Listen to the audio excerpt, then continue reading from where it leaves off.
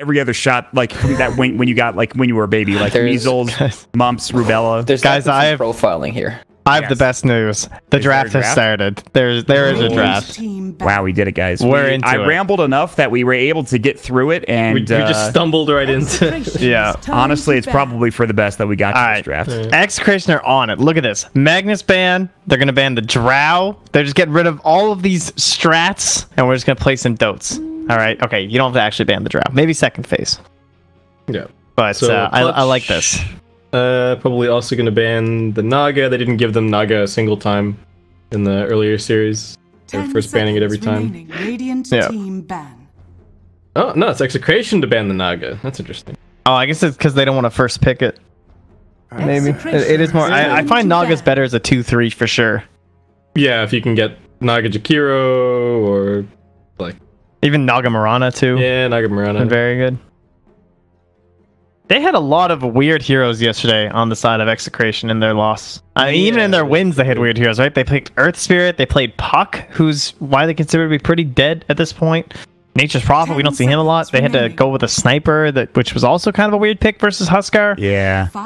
That was an awful lane for him. That was just a rough game in general. He just got run down by the Huskar. Remember at the beginning of the game, Brex, when he just like the Huskar ran up past like the tower and the hit him, like, Huskar 3 was times. zoning him behind his tier 1, and Sniper was 2 to Huskar's 4.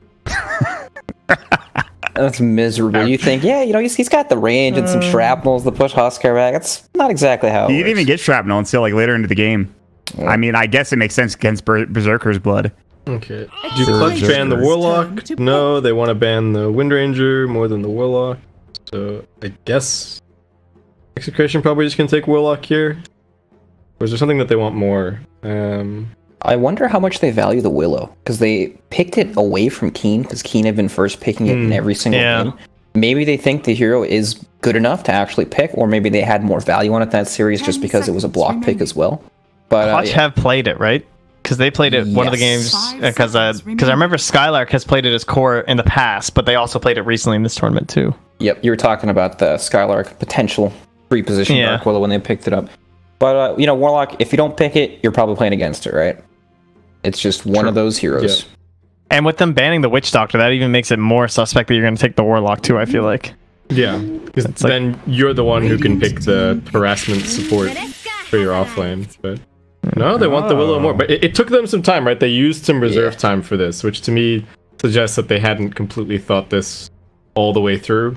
And they're maybe not sure how they feel on the Willow. I think there are ways for Clutch to counterpick it though. Like I feel like a hero like a Baden, which we don't see very much, is just so good against Dark Willow. Completely destroys her game. 5 seconds. She can't really do anything. So we'll see if it gets exposed. Even just like Zeus too. Like those heroes just obliterate, destroy her. I think the Warlock +1 looks pretty damn good here. Like I think Dark Willow is pretty weak as a pressuring support. And you're not gonna pick something like an Oracle. I don't think they would have picked it anyway, even if they didn't pick the Dark Willow first. I think that strategy that I keep talking about, and I want to see it happen, it doesn't exist in SEA like it did in EU during the EU qualifiers. I wish it did, because I actually kind of like Oracle, but not a hero that gets picked that often anymore. So is the plan in that situation that you're just there to dispel Shadow Word? Exactly. Yep. You just press Q every single time he presses. I mean, it makes the Warlock kind of useless in lane, but that's kind of all the Clutch or the Oracle does, right? I mean, he does other things obviously, but what? No! Yeah, they always do this. They have been eliminated, but they pick up the Keen himself, Tinker. Yeah. Ooh, nice. There you go, Brax. Well, Brax, do you want to tell everybody my lamentations of this hero? Tinker is Mott's favorite hero. Tinker has an outstanding win rate in this current tournament. It's probably like 85% last time I checked, according to Mott stats. It's why don't you just everybody just take the opposite of what of everything Brax just said, and then you'll have my opinion on Tinker as a hero in this tournament. It has like a 25% win rate or something. He has played well. Like it's good, but like. I hate it. I actually hate and they picked it second. I don't understand. Why do you pick the Tinker second? What are you doing? This is ridiculous. There's so many other heroes you could pick. I've lost it. I've lost it. Okay, so this they're in for the long con. This is game one of a best of 5. This is how you bait out big things like Spectre. And, you know, it's okay to lose a game or two experimenting with your Tinker. But in all seriousness, 5 seconds remaining. Usually Tinker is the hero that, like, your draft is based around to, like, win you the game, right? What happens if you pick this Tinker, enemy goes for Spectre, and then all of a sudden you kind of just... You changed up a bit. Instead of playing this super late game Tinker style game, you're playing like the Tinker that covers the team as you Deathball push with March. Kind of like how Enigma's adaptable, right? Yeah. And then you like switch it and you go for the Huskar or some sort of all-in pushing hero like that. You take it a whole new direction, and that's why you can't like afford to just go all in to counter this Tinker right away, because the game is adapted. Maybe it's not going to be about this Tinker, you know? The only the problem hero I is see so with that, big, though. I don't know. The only problem I see with that is that Clutch already have like the reason that this looks like an okay Tinker game is because the 2 supports don't have that much lockdown and catch for him. But when it comes to D-push, they're pretty monstrous. So I feel like if your plan is, hey, we're gonna pick Luna or Jug or whatever, and we're just gonna roll up to the tower, put down 3 marches, and then hit the building, I don't know if that's gonna be quite so easy to execute against the Clutch side. But I guess we'll see. They go for the old classic, the Nyx versus the Tinker. This is my pub answer, you know. There's step 1, Jakiro. Yeah, well, there's that, but there have been so many games in this tournament where, and Jiggins and I were casting one of them, where Nyx Assassin's picked against the Tinker, and the Nyx gets an early Vendetta, and then he proceeds to just kill Tinker in the jungle like 3 or 4 different times. And I'm not saying that's going to happen to Tinker this game. I think they could probably find a way to deal with this Nyx Assassin by just buying sentries and stuff, but Tinker still might have a rough time just because of this hero alone. And we'll see how much more effort Clutch Gamers puts into countering the Tinker as the draft progresses. Yeah, it's already like I think it's a decent Storm game as well. Yeah. For Clutch Gamers. Yeah. Super like, good. There's really nothing that the 2 supports can do about a Storm Spirit. It's amazing against Tinker. Even Void's like gone too, which would be like if you picked Storm here and Void was in, you'd probably just pick Void, right? For Execration, like that would look pretty good. But that's banned out, so. But yeah, and then Execration have to come up with core answers to the Storm Spirit as well, because they've already picked their 2 supports. They don't have room to get Silencer or Lion or anything that would be even remotely annoying for Storm to play against. But if they want it, they have to take it now is the only thing. So yeah. There's also still Visage, possibly, for Execration, in terms of like those Tinker friends, which are pretty good. Jug. This is not a hero you see that often anymore, and I'm kind of curious as to why they picked it in this particular lineup. I guess it's good against Tinker and all that other stuff. But. Yeah, there's a couple of like matchup reasons, I think. I don't think Jug is a very strong hero in general at the moment. I think there's a lot of carries that look way better than Jug, but having a reliable way to be able to deal with, you don't have to worry about Bramble Maze, you don't have to really worry about any of Dark Willow spells, you've got Spin. That's always nice. The Healing Ward is fantastic, because eventually this game they are going to have to push into Macropyre and push into March of the Machines, and that is not fun. But at least if you have the Healing Ward, it makes it a little bit more tolerable. And it's also a hero that Execration could have picked themselves along this line of the like Tinker 5-man Deathball kind of thing. Yeah, so that's true. I don't mind it. I like Tinker, or I like Jug because he can like follow up on a Vendetta stun too, and just like instantly get a kill on like any core throughout the whole game, just like from a single stun. And then you have the natural Manta builder against the Tinker blind. Sometimes you just need that. Pretty decent sieging into March. So yeah, just solid answers. And back for a Lifestealer with no Infest partner. Okay. It's pretty interesting. It's picked mostly just because when you look at the disables on the side of Clutch, they don't really have anything that can, you know, nothing's reliable to get off on Lifestealer before Rage comes out. There's no Blink Sanking stun or anything like that. The Juggernaut, I mean, you guys are totally right. The Jug, you have the Healing Ward against the Tinker push, and when you look at the support duo, Dark Willow, Jakiro, it's not exactly like he's going to get stuck in a Bramble Maze, and, you know, or an Ice Path or anything like that. He's very good against all those abilities. I do think this is a pretty, just because of the disables, this feels like an okay Lifestealer game, even though there's not a hero that you can have a Nate's Bomb with. But you're not really worried about that, I don't think. And you could also pick it up 5th. You still have a potential offlaner that you're looking for. And I'm sure there's something that will grab a Blink Dagger or something in that offlane where the Lifestealer can jump inside. I think I really like this pick a lot for Execration. And Radiant team pick. what will it be? So there you They go. must have something in mind because they instantly banned the puck and yeah, just Okay. yeah. So there's the vehicle. Classic jug counter as well. Clutch up. I think they have so many options here for their mid. Actually, there's like I think DP looks decent. Lena is okay. The Storm's 10 still seconds not too remaining. bad. I think even like the Quaswex 5 Invoker that we talked seconds about in the remaining. last series is also an option here. Or even Ooh. just QE Invoker. Yeah, I would love to see a Quaswex Invoker here. I think it's pretty strong, but I don't think they're going to do it. I wish they did, but nobody's playing that Quaswex Invoker right now except for a few people out there. Razor. So, Oh, that's nice. good Lifestealer counter. Just a generally good hero here, I think, for Clutch gamers. I like it. Okay. All right. Alright, mhm. Okay, all right. There's some Dota here. I'm surprised how okay this game looks for a second pick Tinker. Does that sound fair? Like, I Yes. feel like he got Yeah. nixed, but other than that, I'm kind of just like, all right, Carl's game kind of seems like playable. Because I expected it to not be playable. Yeah, this is not one of those games during the regular group stages of this tournament where I was like, okay, you know, Tinker, he was picked fourth, but now he gets counted in the last two picks and he gets owned, and then his life is miserable. You know, I feel like you're right. Carl can actually play this game, and he can actually carry the game late game. They have some push with Jakiro, but otherwise, the deep push is really good for Clutch gamers. I do think there are some tough matchup for Clutch gamers in this game, but I want to get your guys' thoughts. I mean, do you have a favorite draft right now for you, Baseskip, at this point? I think I actually like the Execration draft a little bit more overall. I don't know about this Razor pick. It feels like the Razor and the Nyx Assassin have to snowball relatively.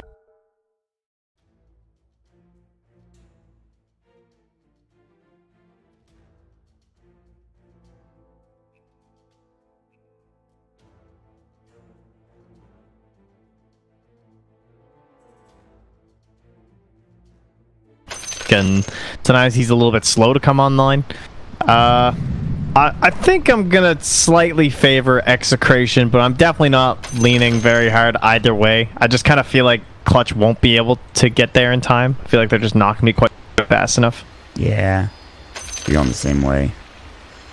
We do have a pause, so we'll stay with all four of us for a little bit, because it's probably going to be a while knowing how some of the pauses go at the beginning of the game. Well played. SEA pauses. Name a more iconic duo. Pausing after the draft and SEA Dota. It's actually ridiculous how often it happens, and we've been fortunate that these finals have not had an extensive amount of pausing. I think we've barely had any pauses so far in the LAN finals, which is good news, but you're absolutely right. The amount of pauses during the regular season is insane. Somebody's either in the bathroom, or there are some internet issues or PC issues or what have you. The smoke break. Yeah, the smoke break.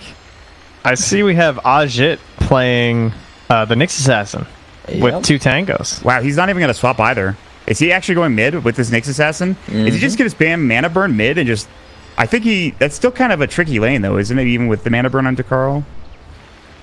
Is that even a thing? It doesn't even do anything. It's definitely not a thing. Yeah, Doesn't he just farm? Yeah, he Yeah. does CS, because he has no base damage to the Nyx Assassin, so how is he supposed to contest the last hit to the Tinker? What is happening? Yeah. Well, you know, he's only down about 20 damage, but the Quelling Blade, he can kill his own creep. He'll get Not there the enemy eventually. creeps. Yeah, I don't know what the thought process is here. I actually think if they do this mid matchup, Nyx versus Carl, I'm pretty sure they just lose the game, in all honesty. Because, like, I don't know, why wouldn't you just send, like, a Razor mid or something? Well, here's the problem, though, because then it doesn't feel like you're kind of just wasting your Razor if you send him versus the Tinker when you have an Axe and a Lifestealer. Like, I guess that must be their logic. They're thinking that they can get more out of the lane versus those heroes. I got it. You want to know why this game is paused? Why? Because they fucked up. Aji thought he was playing the Razor. He bought 2 tangos, or he got 2 tangos pool or something. Wait, no, it doesn't even matter if the tangos pool. Isn't it the Dire that paused? Dude, I don't know. I wasn't paying attention. I'm just Get off your trying to next meme. level. There's too many I'm well honestly played. trying We to can't meme. even see who paused. Yeah, Tactical. maybe that's what they were trying to cover up the pause. They were That's trying right. to spam so that we didn't know who did what in this game. I like it. Bastards. There's a whole conspiracy theory going on right now, and I need you all to believe me about it. It's very It's important. like the pizza thing you were talking to me about yesterday. Pizzagate? Yeah. That's a little. I think We're not going there. Ridiculous than No, this. no. No pizza, no Pizzagate for us here. Let's just say it's bad. Okay. Boom. Grims has got the Null Talisman here again on this like Dark Willow. I think same thing he was doing with the Wind Ranger. Very irritating. Gotta love when you have a support that lets you do this. Max Shadow Realm, is that common on Dark Willows in this day and age? Yes. The Okay. 131. People have become much better at dodging Bramble Maze. People are not like you don't see anyone just running through multiple brambles anymore. Yeah. So Yeah, I mean, there's very little point in maxing that ability first. unless you're playing Plus, games. it got a big buff too. It does 40 more damage at level 1, so... Yeah. I think if you're playing pub games, you can still max it out, though, just because people are dumb. I think Shadow Realm's just better to max anyway, though. It is. Like, It the definitely cooldown gets so good, and it's a survivability spell, too. Yeah, why would you not want Slark ulti on a 12-second cooldown? Really sweet. All right, hold on. Let me see if they're playing something on the stream. Yeah, they got a camera shut up. Oh, never mind. We're ready. We're ready. We did it. See We ya. got through the draft. We got through everything else. See you indeed. Have fun! Thanks, Trent and Basekip, for giving us your thoughts on the draft. And honestly, we can predict all we want, Brax, but what it comes down to is Execration going to play like a bunch of fucking monsters, or are they going to play real Dota in this game? That's the question I have for you, my friend. I'm just gonna have to see. You know, I like the way they're laning. May not be the biggest fan of the Nyx against Tinker mid lane just because of the large damage discrepancy. And it's a free farm lane for the Tinker, right? But they're trying to match the Razor up against the Lifestealer. They can win that lane. And then the actually they're probably gonna dodge, huh? They want Jug against the Lifestealer so they can dodge the Axe lane. Yep. That sounds much more likely. Ooh, nice sentry. Yoel's going to get a free 100 gold and do some damage to Carl in the meantime. I'm sure he's going to ferry out a salve when the runes come in. I also would like to say that Nyx Assassin, he's a hero that the biggest thing for him is getting to level 6 as quickly as possible, correct? So Yep. you get to level 6 and then maybe you even rotate somebody else and then you just get like an Impale Vendetta hit on somebody like the Tinker. Maybe you can get him killed in that situation. So there is the chance that when he does get to level 6, he can kill in the mid lane, but I don't know if it's going to be a big enough trade-off for how much CS he's going to lose out on in this lane. It's just going to get him to that point where, oh, all right, Execration counter the ward top, so both teams trading those. Nice, Very good, nice. because now they actually have a pole camp. The battle Nice. begins. Very necessary when you're playing against Razor, because if you can't pull the weight back in this lane that you're already just bound to lose because of the matchup, then you're totally screwed. Like, that's when your support gets completely screwed with no experience at all, and your carry can't last it, so... That was good, but, They got 3 runes for Clutch Gamers, which means they've won the game, Brax. oh, but just like that, huh? Just like that, buddy. The stats don't lie. Yeah, they certainly don't, except when they do, That's right. which is a lot. Love you, Naz. I just want to say, stats definitely lie to Haas. What was he thinking when he made the show? Yep, I agree. Where was he coming from? We even have a stats man here that can tell us whether or not stats do in fact lie, or if they don't. I don't think so. I'm curious. We'll have to find out after this game. He'll let us know. Anyway, Alright, so let's ignore this mid matchup because we expect Tinker to essentially free farm. Nyx will also farm as well, like Tinker can't really push him out, but if you're giving Tinker a free farm lane with the side lanes, right? You have this Razor up against the Lifestealer. He hates being taken for a walk, even though he kind of looks like a dog. Last of my kind. that's true, he does.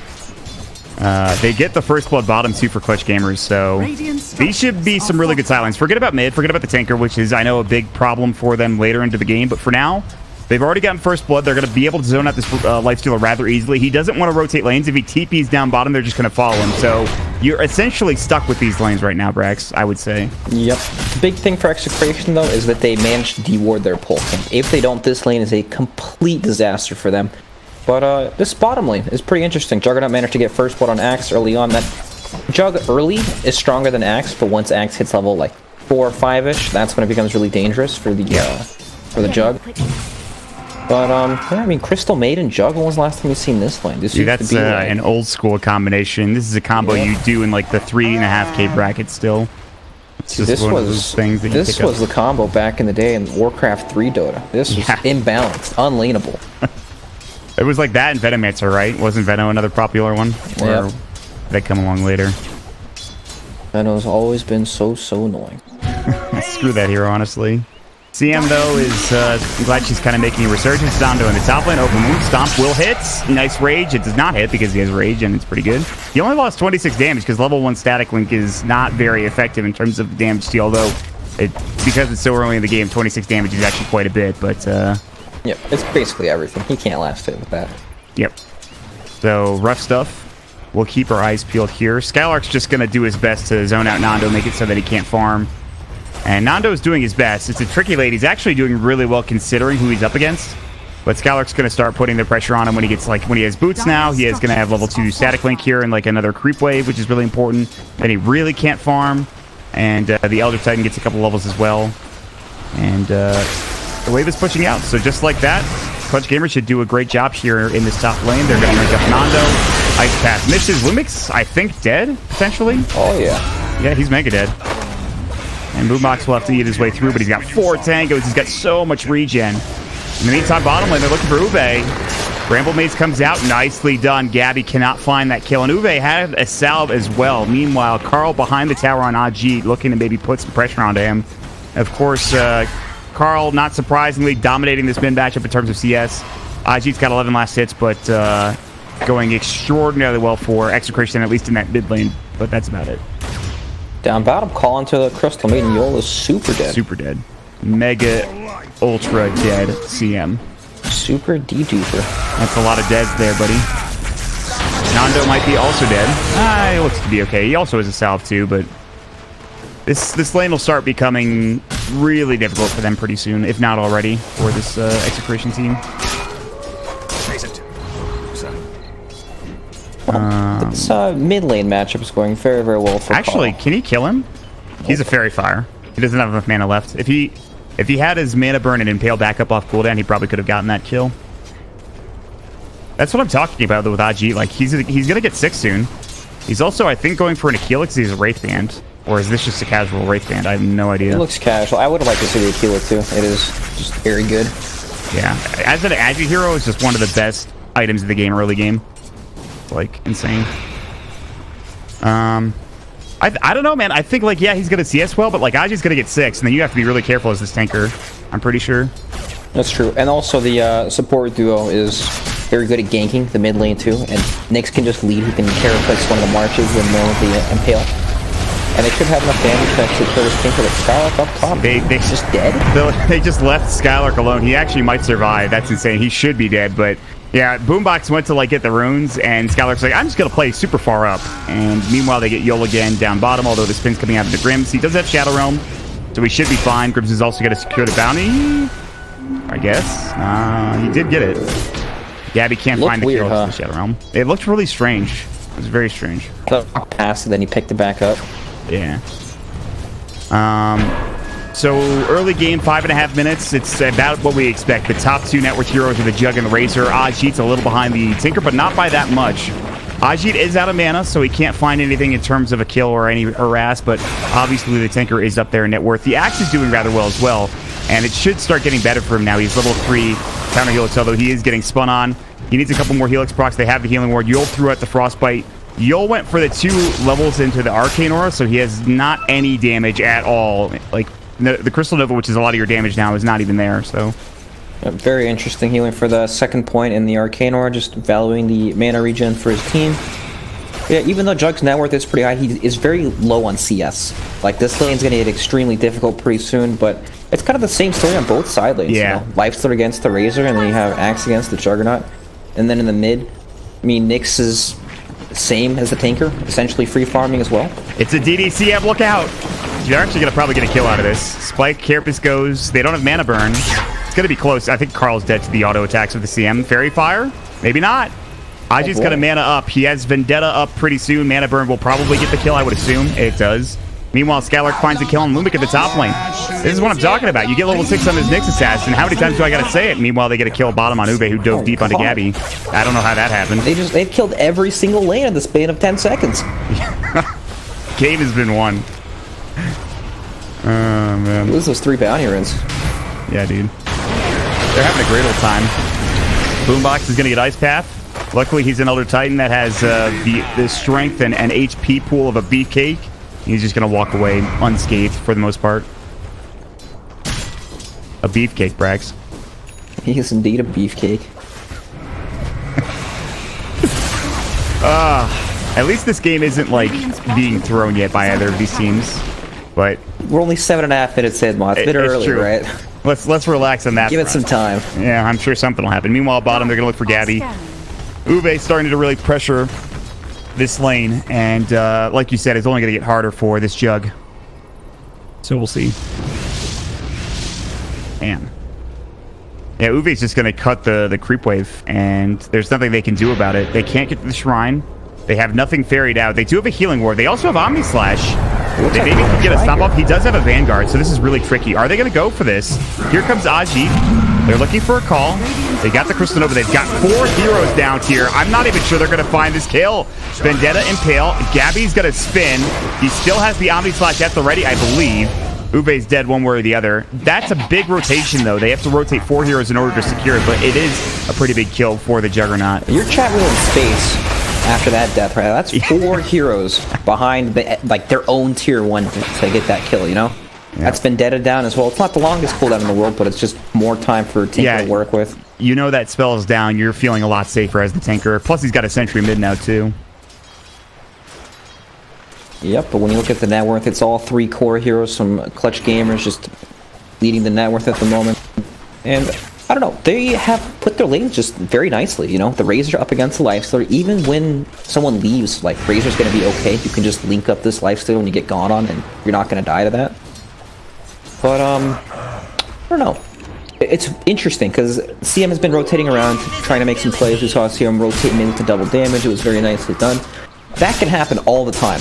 You know, Carl's just in the jungle now, but I really like the Observer Ward in the Sentry mid lane because that's going to scout out the Nyx Assassin if he ever tries to find Tinker in the jungle.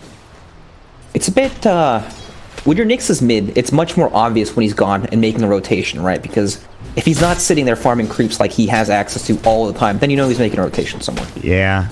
You just have it, like, but you can make a mistake and not notice that the Nyx Assassin is gone. I know it's rare, especially if your Tinker is sitting mid. But there are chances that you might get gone on without knowing it, but probably shouldn't happen in this game. Jakiro's going to die in the top lane. Lumik drops the Sentry just to make sure there's no Nyx Assassin around him, and really just a D-Ward, actually. And he's going to get the D-Ward, too. Nando needs to be careful. Watch how much damage Skylark does here. He has Infest. I think he's just dead. God, he's just dead.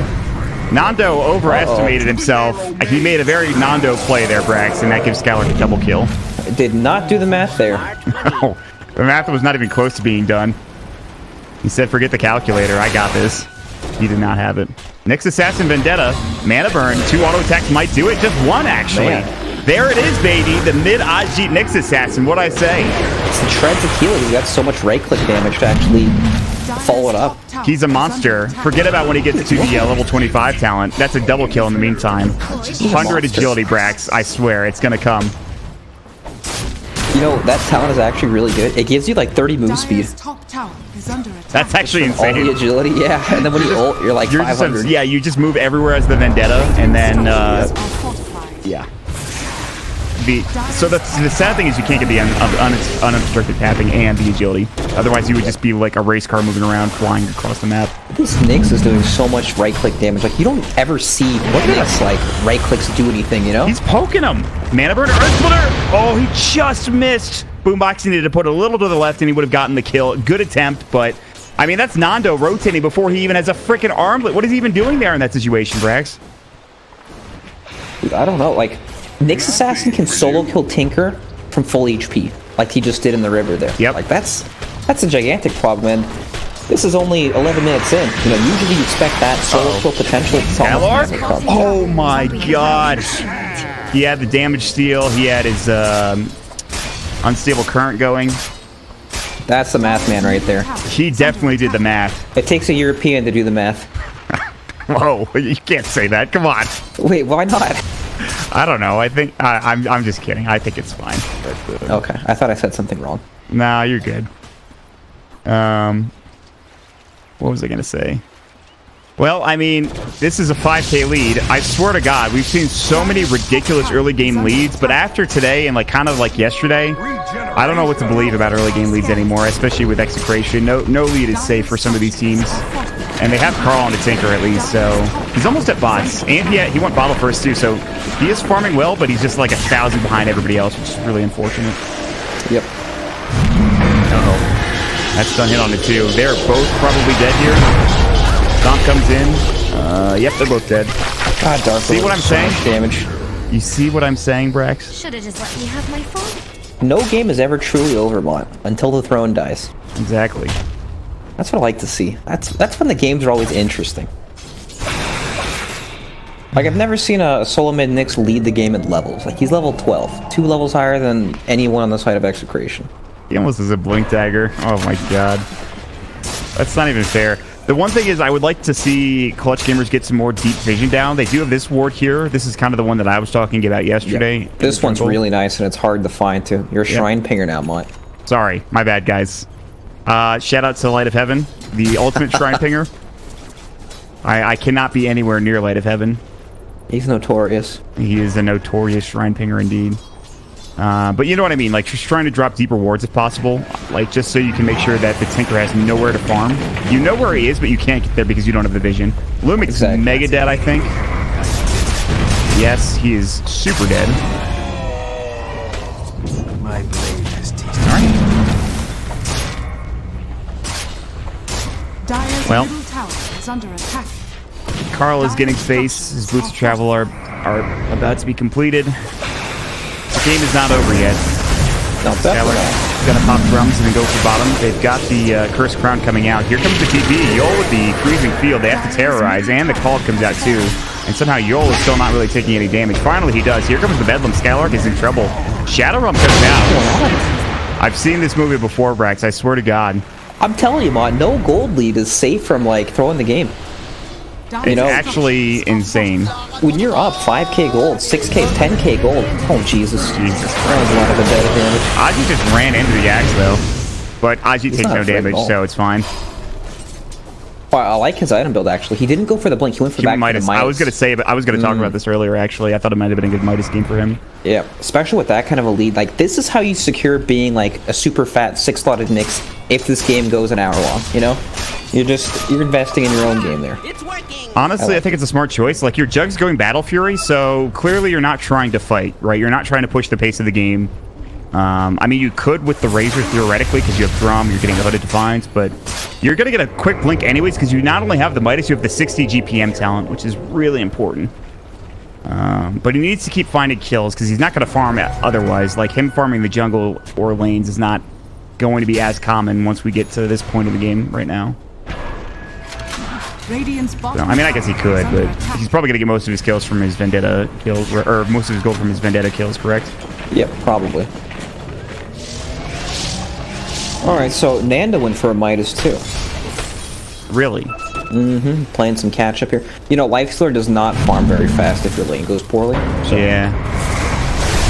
both teams, you know, have no interest in ending this game. One team's playing with Tinker. Other team knows that they can't really rush the push. And Ube survived that. Aji wasn't there in time. Is under attack. That's pretty rough for Clutch because they rotated a lot of heroes down there, and then Carl continues to farm up. He's getting closer to his Blink Dagger too now. Like this hero is going to have to be the hero that holds themselves in this game. And the good news is it's Tinker, so pushing into the Tinker is going to be very difficult.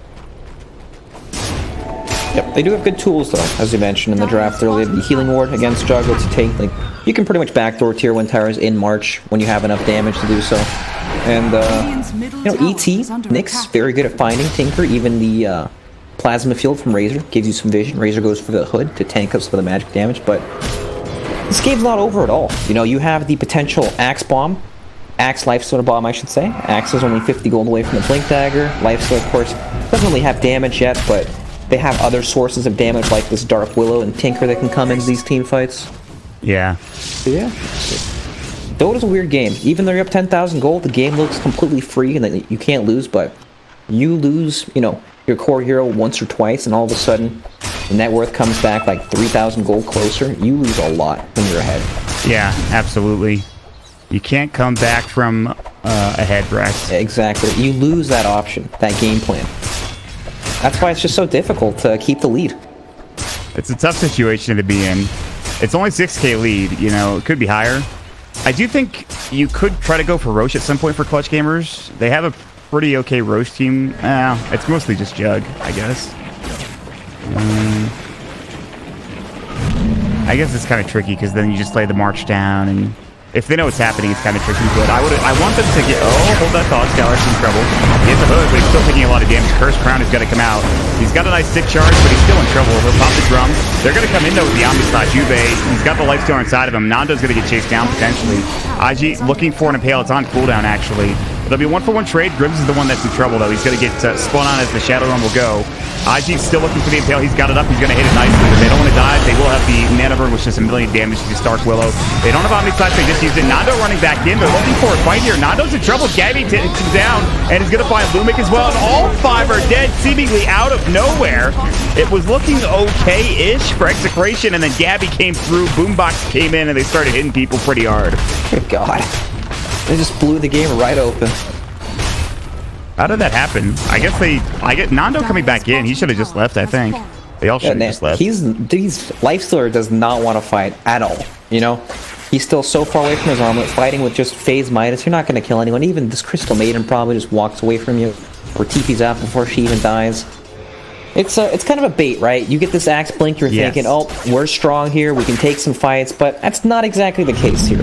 You know, you're down a lot of gold. This Blink is for pickoff strictly. And think about how long it took them to kill the Razor. More than enough time for everybody to rotate for Clutch Gamers and set themselves up in a decent fight and to counter-initiate, and they did just that. They had a good Omni Slash, they brought down the Axe very quickly with that, and then they just turned the fight completely. Meanwhile, they're going to find this Dark Willow who's no HP. She's going to try to get to the Shrine. I think she's dead anyway. Ooh, maybe not. She had stick charges. Very good stick charges, in fact. So they tried, but they could not quite get the kill. But that is the Shrine used, which is good news, I suppose, for gamers. Anyway. So far, so good, my friend, in terms of Clutch Gamers' potential chance of winning this game. It is a 10k lead. No lead is safe, but this one's looking pretty solid for them. They still have to deal with a Tinker. The game goes long enough, he gets to that, like, Ags, Scythe kind of Tinker, then things get a little bit tricky, but as of right now, they're in the perfect position for Clutch Gamers. As long as Tinker isn't chain feeding on the side of Execration, the game is still playable. You know, Tinker can push out these lanes. Really, at the end of the day, all Clutch got was a lot of gold and a tier 1 tower. Alright, they got a lot, but the game's still playable. You know what I mean? Like, they still have a chance. Like, one good fight their way, one big axe call into some more garbage on top of it, and they're back. But they see Nando, he's getting wildly pinged out too. Rage? No rage. Stop. See you, Nando. Oh, almost. Almost. That's his armlet, at least. There's a double damage at Roche. I think you just try to take Roche then, don't you? You could. With the Jug Healing Ward, you basically won't lose any HP doing it. And you're about to see all these heroes on the side of Execration. That's the bottom lane. But did they see the DD? That's the Execration. The Execration Ward definitely sees it, so... Yeah, but did Clutch see it? They walked by it, I thought. Maybe not? Oh my god, have they really not seen this yet? They still have like a minute. Either way, I think even though the DD's there, I think it's too late. Yeah. It still would take a long time for them to do Roche with their hero. For sure. Like, Jug is good because of the healing ward, but he doesn't do enough damage to Roshan. They don't have a medallion, they have no armor reduction. Like, it would just take way too long at this point in the game, for sure. I like this play from Lumic. He is about to die to this Nyx Assassin. Oh, actually, whiffs the stun. Still dead. But it doesn't matter. The attack speed on this guy. Attacks so fast. You're just not used to seeing these stat items on Nyx. Yeah, but it looks crazy. Get out of here. Dude, he's going to have an Ags at like 23, 24 minutes into this game with already a Blink Midas, so life is good for Ajit. Yep. We all thought the mid Nyx Assassin was... I specifically thought the mid Nyx Assassin might not work out that well at the beginning of the draft, or at the beginning of the game, but then I started realizing, hey, this guy gets kills. And he got enough space mid-game to find those kills, to get the farm up. And, like, Ags is such a huge item on this hero, I think. Yep, it changes the game, for sure. He's destroying the game. I mean, he's having an absolute field day. Juggernaut as well. 6-0-4, Battle Fury has the entire map to farm. That's the scary thing. Once you acquire some map control, heroes in Battle Fury are heroes that just flash farm extremely quick, like the Shadow Fiend or the Luna, that's when they start to skyrocket and accelerate the net worth. And that's just when it gets out of control. Like, Jug's gonna have 3 items this game at like 28 minutes, and then nobody's gonna be able to touch him on the map if they can't already do it. Yeah. Going for this Manta Scotty build, very, very tanky, so even if he gets Axe called into the Blade Mail, he's not gonna end up just killing himself. It looks real good. They jump onto Lumix. This is kind of aggressive. Terroride's about to come through. They do use it. They also get off the call, but it doesn't matter anyways. Gabby's so damn taking with Manta style. He's got the healing ward. They're going to lose 2 on the side of Execration. They're just standing in the macro pyre, no big deal. The healing ward's still going. Now might be the time to take Roche. That was one. Getting the lifestealer earlier might have been good, but getting 2, you just immediately head into Roche. That's exactly what they're going to do. Yep, that was super good by Gabby too. He used the spin instead of just trying to go for the right click. That way, even if you do get called, you don't auto-attack yourself until you die. So yeah, good stuff. Very nice individual plays. Yeah, that's exactly what we talked about earlier. Clutch Gamers as a team, obviously very good, but the individual skill level of these players, it's pretty fucking up there, honestly. Yep, I agree. I've been very impressed with Gabby for a long time now. Yeah. I mean, we've sang Nando and Carl's praises for Execration, but Gabby for sure has been somebody we've watched quite often, and we've admired his career greatly. Jesus.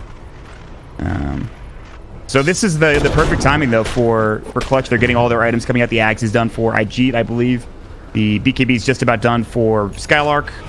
I think it's just about done. Is it? Yes, yep, it's on the courier. It is on the courier. So Okay. yeah, I just got there. BKB, Nyx has his Ags, and he took the Tome, so now he has level 18 as well. So yeah, everything's just coming together. Juggernaut can go for either that Blink or Scotty. I think either one is perfectly fine. He can just jump in, solo kill basically any hero. He's just walked up to the shrine by himself. They smoke on top of the Jug running in at them. That's so depressing. Gabby's almost, Dribs is almost certainly dead. Godlike Spree. Axe Call comes out. He got 1. It was Boombox. They'll pop Freezing Field, Vendetta hit. Oh man. The Tinker just has to push the wave. That's all they can do. But in the meantime, Skylark's pushing bottom, so brutal Tinker game. cut the wave at least, you know. He killed mid wave, but they've got another one bottom. Yeah, exactly. They're just gonna push bottom now, and there's no problem with them. They'll just push in the mid wave. They'll just cut the mid wave for Ajit and Gabby, which they just did. So like, I don't think they can push high ground yet. Unfortunately, it's the first stages. The death timers are super low. I know they're super far ahead, but pushing into Tinker high ground at this early stage of the game might be a little too aggressive, I think. Maybe they'll go for it, though. Maybe I'm wrong.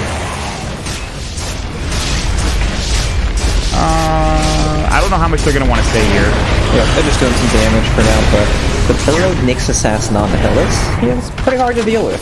Well, he misses Impale, unfortunately. He also took a lot of damage from the Tinker. So they get some nice chip damage under the tier 3 tower. You don't need to do anything more than that. You got a couple of kills. You got a tier 2 tower. They would have liked to gotten mid. That doesn't happen, so they'll just start taking control of this map, Rex. Like, that's all they really need to do right now to start closing the game out, and finding the Tinker is the other part of that checklist. Yep, for sure. Once Jug has the Eye of Scotty, that's when he's super, super tanky, and then you can start chipping away. But Execration, they're making a move up top. You have this could be huge. They're gonna get scouted out. Ajit's been dusted. Oh my god, that Impale onto 2. Skylark's just gonna run in. I don't blame him. The call misses. Skylark can pop his BKB. He will do so. Terrorize will do nothing. Impale comes out. Godlike Spree for IG. It is a disaster, Gabby. You're absolutely right. Nando gets Earth Splittered, and he is gonna get dropped to the deck. Normal in, and they are just crushing it right now. Now, oh boy, this is quite the disaster for Execration. They went for a play, and there just happened to be a burrow Nyx on the high ground. It lined up a nice double stun. Doesn't get any sadder than that. Yeah, Ajit's played out of his mind this game since the beginning. Essentially, the discrepancy between CS in the mid lane was not enough to shut this game down for Ajit. You know, not at all.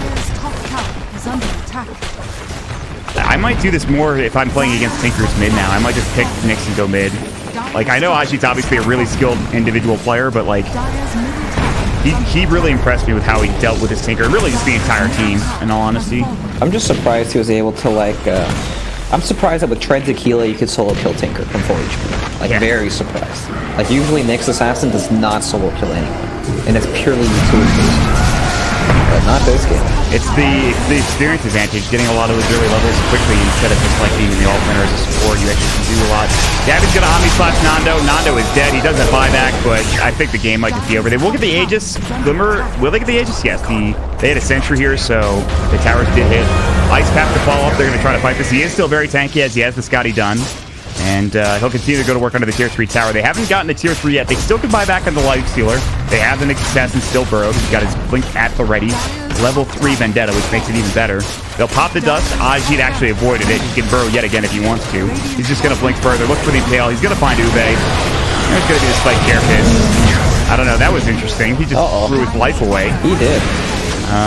He messed up a little bit there. Yeah, I mean, that was awkward, but they're still fine anyway. Yo might be dead. Now he's good. He actually avoided the last missile. They did get the full set of racks. In the meantime, the Jug jumps in onto Lumic, who is almost certainly dead. The spin will bring him down. He's also got the magic to get out of trouble if need be. Lifestealer, I don't think he bought back. I'm pretty sure he saved it, but I don't know what he can do now. The rest of his team is dead. On the back lines, the Tinker actually secures the kill on Yo. Super low HP, and he's just out of there. So, good news for him, I guess, but they're down 23k. They're about to be down 2 sets of racks.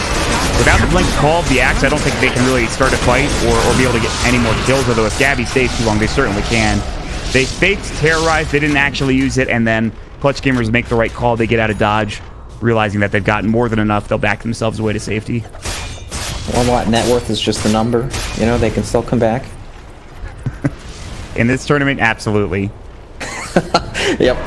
I mean, I'm kind of being like sarcastic because I think this game is almost unlosable, but like also because of the games we've seen earlier, I'm not so sure. The games we've seen earlier make us question everything we know about this game. Yeah, exactly. You don't know what to believe anymore after you see a 9,000 gold lead at 10 minutes into the game almost get blown. That's the sign of a good game, honestly, a good game design. You just don't know what's going to happen. If like you see, like, it's just that unpredictable, and not always for good reasons. But I think it's still really cool that this game can still surprise us after all this time. I agree. Keeps it interesting, right? Yeah, definitely fresh. I mean, we could literally watch Jug build a Divine Rapier, feed it away, and they would maybe lose the game. I still don't think they would lose, even if he did get a Divine and fed it away. I think they still win because who carries the Rapier? The Lifestealer? Who gives a shit? But I think it is possible. Carl's going to get jumped on. Omni Slash will come through. It does bounce. Favorable bounce for Carl. Unbelievable for Gabby. The cleave was not there. Meanwhile, bottom, they're going to jump in on the Yol potentially. They got the call into Boombox. He's in trouble. He's got a 4-stat, still in trouble. He's going to fall. They drop the Macropire. Not going to do enough. Ube pops the BKB. Was it worth it, Execration? Yeah, actually, they got 2 kills. They might even get out with Carl. They only lost the Lifestealer. Certainly worth it if they can get everybody else out. Although Lumic does die and Skylar gets a double kill, but I don't think it really matters.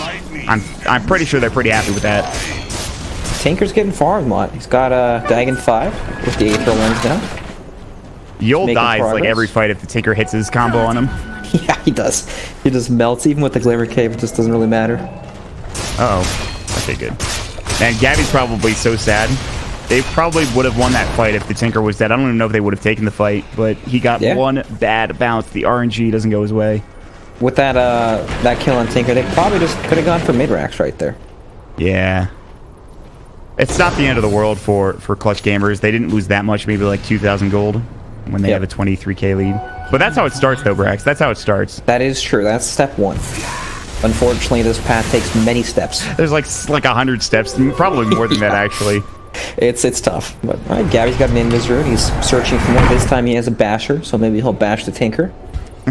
I like Skylark's item. I like the itemization from everyone in this game, actually. Tinker goes to Lotus Orb, so you can't just sit there and spam out these spells over and over. It also removes the Curse Crown and Bramble Maze. And then you have the Axe from the Razor with BKB, so you can just sit there and siege and end the game. Looks good. Yeah, Lumic's dead to this Invis Rune. He dropped his sentry at least, thank God. But that's the one thing, when you're trying to push, having a creep wave just gets obliterated by a Tinker, but the one way to counteract that is just to have your hero just sit inside the march with BKB Ags and then have the healing ward on top of that, and you just hit buildings that way, so... Yep. This single sentry from Execration, it sees this new ward, but it didn't see the old ward. Life is rough. It is rough. They're just jumping into their base, trying to find someone here to catch. They're going to take the shrine. Dire's bottom bottom shrine is under attack. No reason not to. Next Roche back up in 5. They have no way of checking it yet. They have to run over there. They should know that it's up soon. I don't know if that was an early Roche respawn time. I think it was. I think it was like a 9-minute respawn time. It looks very early. Yeah, so Yol will check it. Yol gonna check it? Yep. I sure hope so. Yep, this guy. Good work, Yol. Way to go. And he's gonna save his haste rune. Meanwhile, Nando's trying to push bottom. He's gonna have to rage TP. No way to stop it. This forces them back bottom to try to push the wave out. This might be the best chance for Execration to try to take a fight at the Roche pit, but I don't think Clutch are gonna make the mistake of going into the pit just yet. Or maybe they will.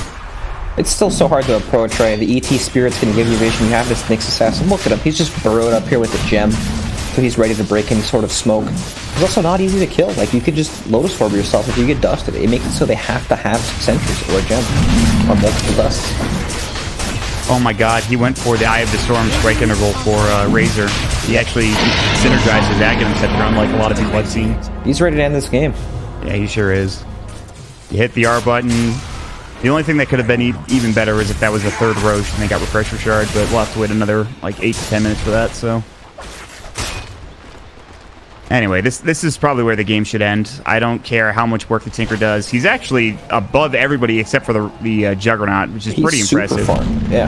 And they still are down 25k, which is good. Wow, they're going to kill Gabby almost instantly. That's the Aegis gone. Still, that was a lot committed. There comes Beer Exploder doing a lot of work. Juve is in trouble. They're going to bring down Nando. He doesn't buy back. He's going to need to use it. The Impel comes in under the Chikiro. They drop up the Bedlam, but it's not going to be enough. They've already dropped 3 heroes, and that should probably be it. Scalar pops the cheese as the Shadow Realm does come out. They didn't buy back on the Lifestealer for some reason. I'm not sure why. Carl is going to get used up by Boombox. He's going to try for the Stomp. Carl's going to be in trouble here. He's going to try to rearm. They actually canceled the Stomp because Boombox got Ice Path, and so that will keep Carl alive. Meanwhile, the Omni Slash comes in, brings down the Jakiro. Carl is going to use him up into the air, but still in trouble. Or rather, Grims will use him up into the air, but still in trouble. Where's this Lifestealer? Why is he not buying back? I don't know. Happening. You're going to lose the game anyway. Just buy back. What's the waiting for? I don't know. Your entire team is dead. What are you doing? This man's giving up, Mont. Yeah, his hands are off the keyboard. He said GG to his team. He's already at the smoke break. He's gone. See you later. He pulls his cigarettes out of his pocket. Yeah, this is that's GG. Nando, dude. I mean, you gotta fight with your team, though. How do you just not buy back? Buy back. I know that you think the game is over, and it probably is, but still. Yeah. Come on, man. It's a bit awkward, isn't it? We're talking about this second pick Tinker. You know, this is all according to plan for Execration, you know. This is when you make the enemy think you're a lot worse than you really are, so you can turn it up for game 2. Mm-hmm.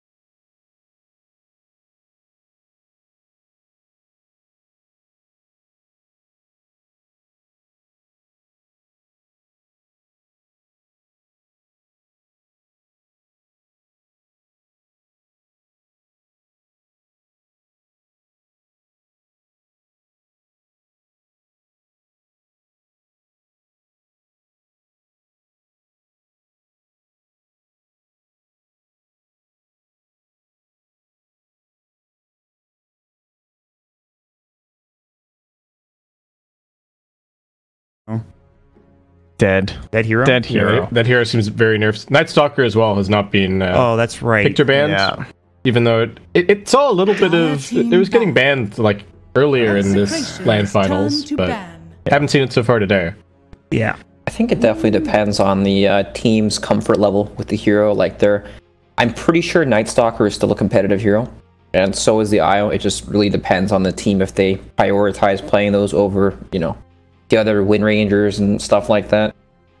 Yeah, the IO especially definitely feels like a ease of execution sort of thing. Like you have to play a full IO game, you don't really have to play a Night Stalker game. Maybe you do have to play a Night Stalker game now to make him very strong. That was the one thing where like he could just be with any lineup and it felt good, but now you might need to perhaps pull a little deeper into that whole idea of like vision control and really, maybe there's certain combos that he needs to still be strong. I don't think Night Stalker's totally dead, but I do agree that he's not like first phase every game anymore. Like the Night Stalker Lycan used to see. Yeah. Even like a Zeus or something to like help deny vision, that kind of stuff. Or like chase heroes like Disruptor and Batrider, those kind of heroes are going to be like necessary, it feels like. Who's not an alive hero anymore? Chen. Tiny? Yeah. Tiny was getting picked a little bit, I think. At least you guys were saying during pubs. Huh? He's making a comeback in the pub games. Okay. But Chen is almost certainly dead. Chen's real dead. Yeah.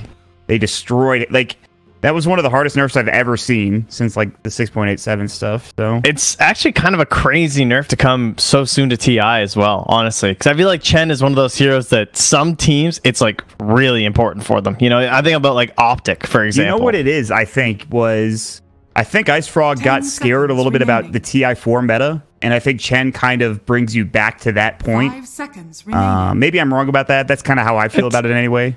Definly partially true, I would say. I think there is certainly that fear of that. Yeah. God, I've been hooked under the tower playing off lane so many times. That's the Jenkins right there. That stupid change. Oh my god. Dude, Jenkins, like, he just owns level 1 hook, and he just destroys people with it. It's like the same, like, it's actually so strong. But yeah, like, the whole Death Ball meta now, that was such I think, a blight on TI. Because TI is supposed to be this huge, prestigious tournament where games are supposed to last at least 30 minutes, at the grand final level at least. And it just turns into this 14-minute game. I don't know. TI4 wasn't just Death Ball. I know. I'm not saying it was, but I'm saying the grand finals, like the beginning of TI4 was a lot of what kind of we kind of see now, which is like Void Skywrath, Death Prophet Razor. Those were like the 4 big heroes during the group stages, but then it became this Death Ball meta after Vici and Nubi started doing some work. But it was, I think it was still bad enough that maybe they don't want to try to revisit that meta. So I don't know. I'm just kind of rambling at this point, but it's okay, Ma. You got us through the first couple picks. Yeah. And Mag was not banned out. So yeah, we get this strategy. Okay. So 10 seconds. All kinds of different things that this could be run with. Could end up being like, it's a bit early to say, but could end up even being like a Slark game potentially. Warlock does not have fun against that hero at all. Hey, Ember. PA, I think, has even been looking pretty good in a lot of games that I've seen it in recently, and I think it works reasonably well against some of the stuff that's popular in this meta. Like, just destroys Ember. You get a dagger thrown at you as Ember Spirit, and you're like, is this just going to one-shot me? I don't know. Yeah. Execration's I feel like a lot of Magnus's friend heroes. Oh my god, Execration! They just. I thought I was saying Slark for like clutch. I was picturing empowered Slark hunting Warlock. These guys are insane. Yeah. I guess they really didn't want to give it to clutch, but that's a second pick Slark. Oh, I think you have to don't you have to ban like Void and other Slark counters here for Execration? Because don't they just like pick Void in this situation? Yep. The rest of their draft has to revolve around protect the Slark. Like every single ban that they go for from here pretty much has to be like, they gotta ban Seeker, they gotta ban oh god. Seeker they've Void. made this hard for themselves, I think. And they only have 2 bans here, so this is I don't know what it is with Execration and picking these insane cores that need to be picked like 4th or 5th now at the 2nd spot. I'm not sure what the plan is here, but it's not looking particularly good. I know it's early in the draft, but I'm not a huge fan. I'll just be honest. I think so long as they give Carl's hero is good, then I think maybe they'll be okay. But this is weird. just looking at this Slark doesn't. When you look at this draft, right, and you look at the openers, it just looks so wrong. Oh, it feels wrong. Well, Magnus and Slark in the first phase is not. That's not like conventional Dota. Yeah. There are certain teams that play a ton of Magnus and they deserve to be, picked in the first phase or banned in the first phase. One team that comes to mind is Wind and Rain with 4Ev's Magnus that they really dominated with. But I don't know if Clutch Gamers is one of those teams, to be honest. I guess they just want this hero.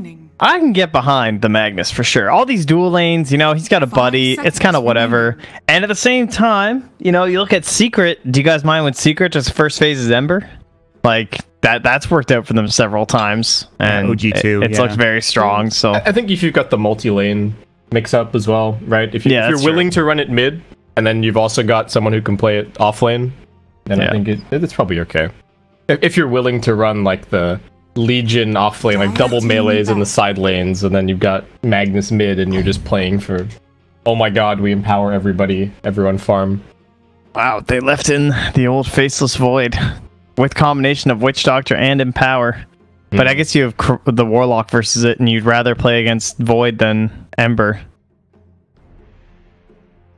Guys, I'm not feeling it. This is really interesting. You second pick the Slark, you open yourself up to the worst possible Slark game of all time. Does Clutch Gamers have to pick out of this? Why don't you just pick Void, literally right now, don't you? But then your lineup is do nothing for that's true. X minutes, and just Slark twiddles his thumbs, Void twiddles his thumbs, Warlock sits in his box and casts some heals, maybe. I cut you off, Greg. Sorry, bud. Oh, this is definitely Void. They banned it to Tide. Tide is one of those counter-initiation heroes against the Faceless Void, even though you can die in Chrono. They don't have to pick it here, though. They can pick their other support, then pick the Void, because you're not really going to see Slark and Void on the same team ever. Yeah, exactly. Yeah, now they have Lion. God. This is so hard to play against as Slark. I love playing Lion against Slark. You sit on top of a sentry ward and you just wait. It's so good. Here, fishy. Here. That laugh and then you hex him. So brutal. Oh boy. It's because I played this Lion and it feels so good. Yeah. That's why I can cackle. I know. What? Honestly, the best. Does he need a Baden or something this game? Does it even help? It's still the same level of dispel. You still can't get rid of hex. Baden on your team. It's true. We still have problems.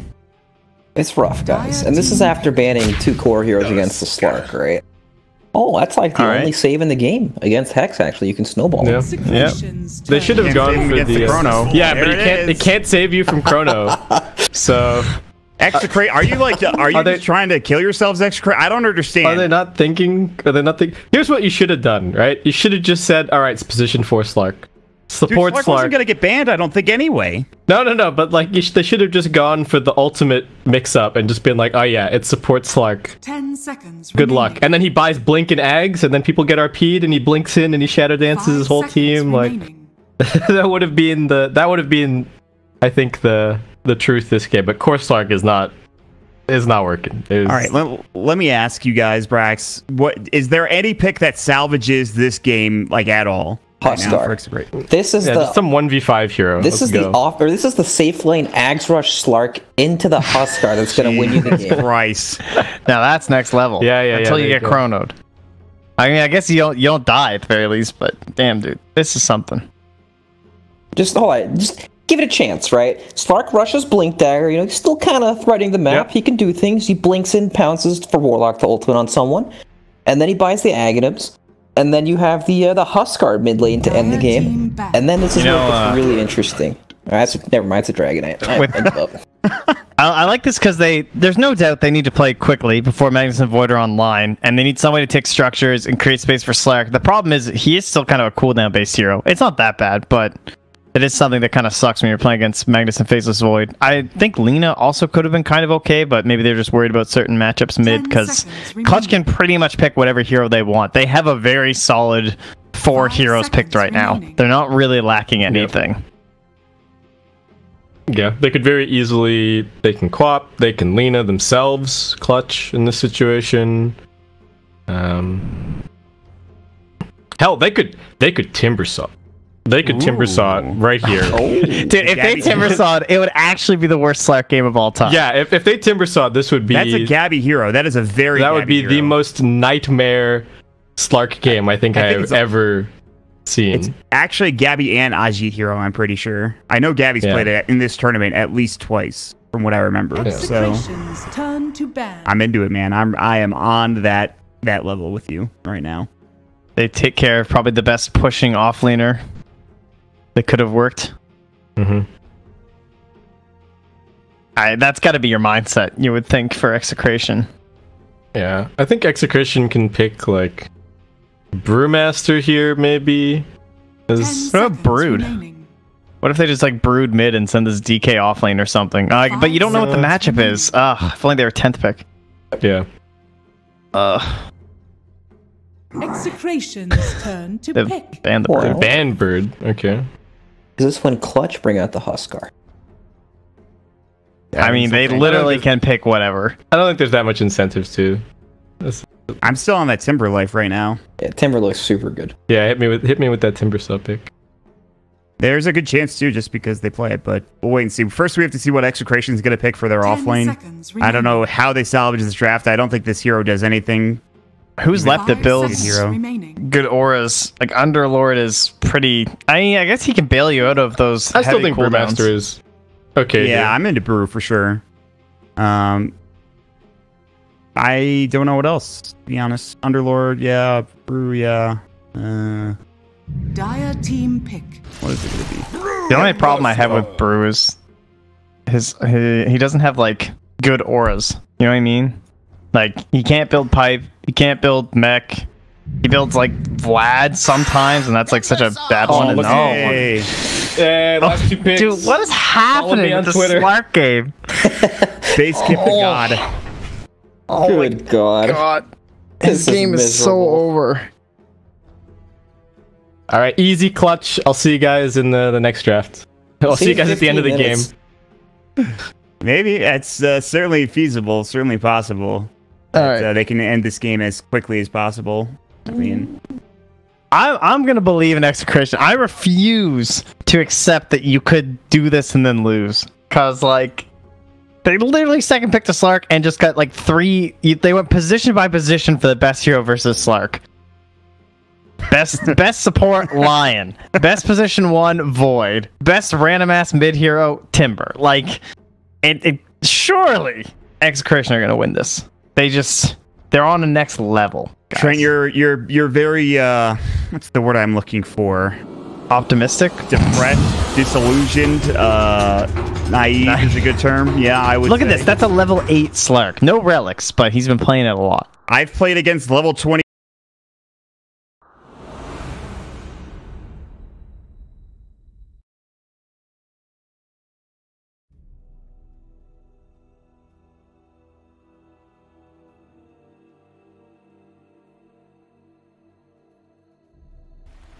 It is for sure in terms of just if you look at it hero by hero. But I don't know, Brax. What's the percent chance Execration can win this game, and what do they need to do to win it? In fact, Well, Mon, I'm not a big math guy, but I'm still going to root for my gamers on Execration. I believe in them all the way. If there's anyone that could win this game, it's Nando. Nando God. But what like that? I do want that question to be answered in terms of like I don't know what you need to do in order to snowball this game, in order to get a good start, in order to actually take this game and win it for Execration. I have no idea what you do in this game for them. All right, you basically need Slark to ball out of control. You know, get that Silver Edge so you can hit Timbersaw and actually have some form of damage to kill him. If they do somehow manage to take Roshan with 0 Roshan heroes, you know, that is the biggest Chronosphere counter that you can pretty much ask for in a game, especially on a hero like Slark that just goes in because then you're forced to sit there and Chronosphere this hero. 30 seconds to Ignore that in the background. I've got a dying dog. Oh no. But, yeah, basically they need to snowball super hard and have Slark take over the map because they do have Teamfight to back it up, right? You have the Warlock ultimate, you have Bruce split on top of that. It's just, the matchups are not good, but if you snowball hard enough, maybe the matchups won't matter. I see. Okay. The possibility. Do you want to take care of Riley here while we get this game started? Or? Yep, we'll be back in Okay. 10 seconds. Uwe gonna get auto attack down. The Lion started out with an ult talisman. We saw this from Grims in the last series when he played the Dark Willow. Started off with an early ult talisman as a support. This time it's a Lion, which is a little odd, I would say, but they will get 2 bounty runes per 3 bounty runes for the Radiant or the Dire team, excuse me, which is not a good sign. That's pretty brutal, in fact, and they got 3 last game, so already off to a good start.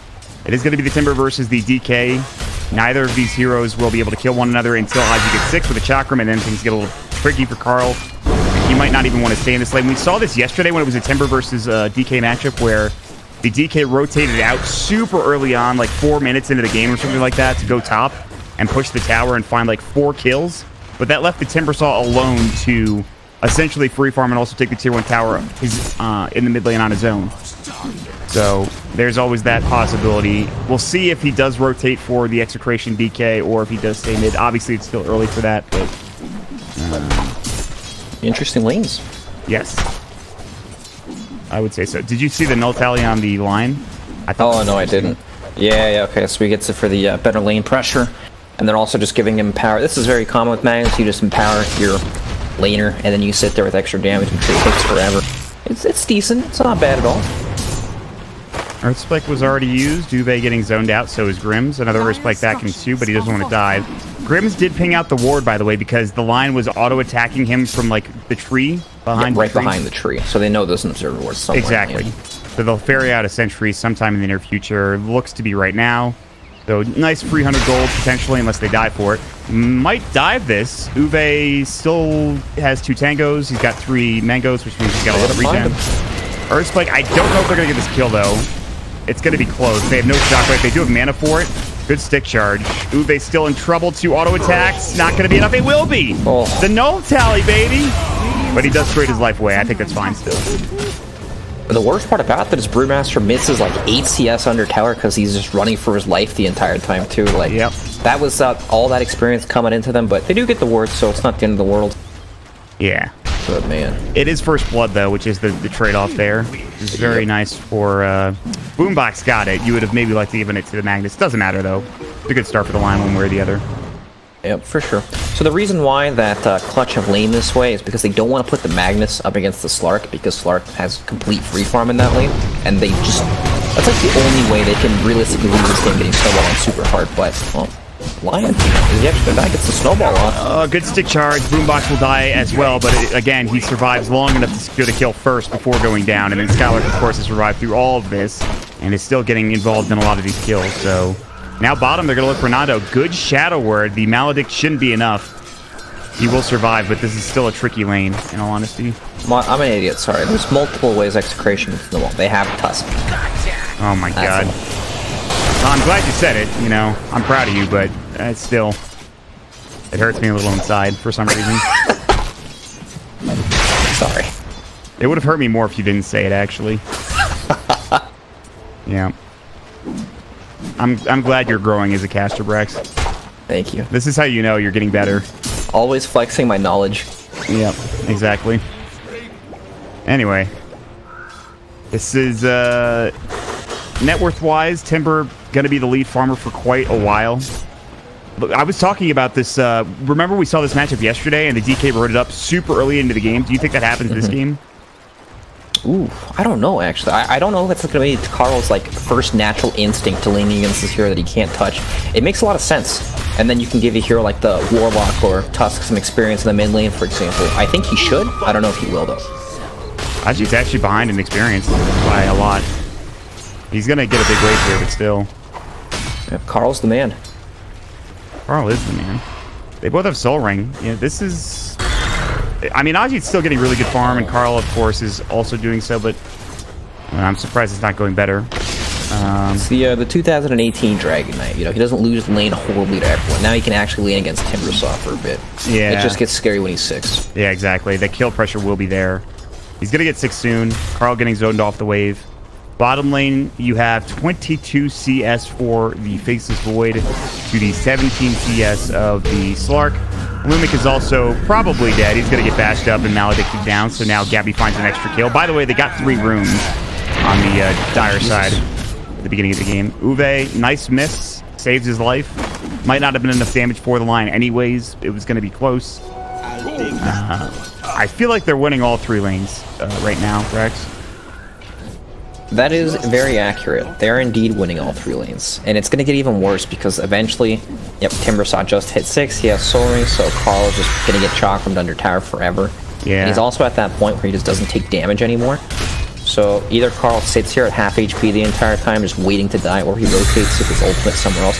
That's the big play they need to make on the side of Execration, honestly. They need to rotate the DK probably to the top lane and make something happen there. Like the last time we saw that, DK just hung around in the trees forever and they got like... He got 4 kills in that process. Yeah, it was crazy. Ajit was able to get free farm in that period of time in his tower. Meanwhile, Boombox is getting run at in the top lane. Skewer under tower from Skylark. They're going to slow Boombox down to a snail's pace. He's going to get off the double Earth Spike. Boombox trying to auto-attack. Grims gets off the Fairy Fire. Will survive. Skylark now going to turn onto Ube instead. Shockwave down. He does have 2 stick charges. It won't be enough. Boombox has his Earth Spike back up. Oh, he's at 10 HP! And he can't get it off in time. So close. In the meantime, Nando finds a kill on Gabby down bottom. Execration finally getting back into this game, getting 2 really important kills there. Yep, and Nando went for 2 points in Essence Shift, so we can keep those stats even longer in the lane. Just a bit better for lane. Less burst damage, obviously, but I was not watching top at all. I was watching the epic fight bottom with the severe lack of disables. But is that what happened? Nobody had a disable? They're pretty much just running away from each other. That's funny. Yep. Boombox juked as best as he could, and they almost got 2 kills out of it, but they just didn't have any mana on the Magnus. Otherwise, they would have been able to take that 2 for nothing. Meanwhile, Nando is going to get bashed up and time dilated. If Gabby had another time walk, that would have been a kill, but it's a level 1, so... And, I mean, the death is bad for Nando or for Gabby in that lane. It's not the end of the world. Yeah, the Slark is now ahead of him by a lot, actually, but Ajit's still doing well. The Skylark Magnus still doing well. It's a lot more even now, though. Very even with Ajit. Not actually really pulling ahead that far of Carl, because he doesn't have the mana to do it right now. He does have Soul Ring, but it's not enough. Yep, he's sitting at enough mana to harass, but not really threaten to kill or anything on Carl. Exactly. He's chipping away at the tower, though. It's at half HP, and Timbersaw's tower is full HP. That's a big difference. Oh, he's got Arcane Boots. Is Carl just dead? And Carl is lucky to be alive with stick charges. I think Ajit still gets this kill. He doesn't have Soul Ring. He's enough for a Whirling Death, but that's not enough to kill unless it stands by the trees, and even then, it's not going to be enough. Soul Ring back in 3. He's probably going to get this kill with the Soul Ring now up. Blue Fire. Boombox is coming in. Doc Room. Oh, boy. See you later. Man, Boombox came in there and just sniped that kill. He said, I'll take that. Thank you very much. No kill for you, Timbersaw.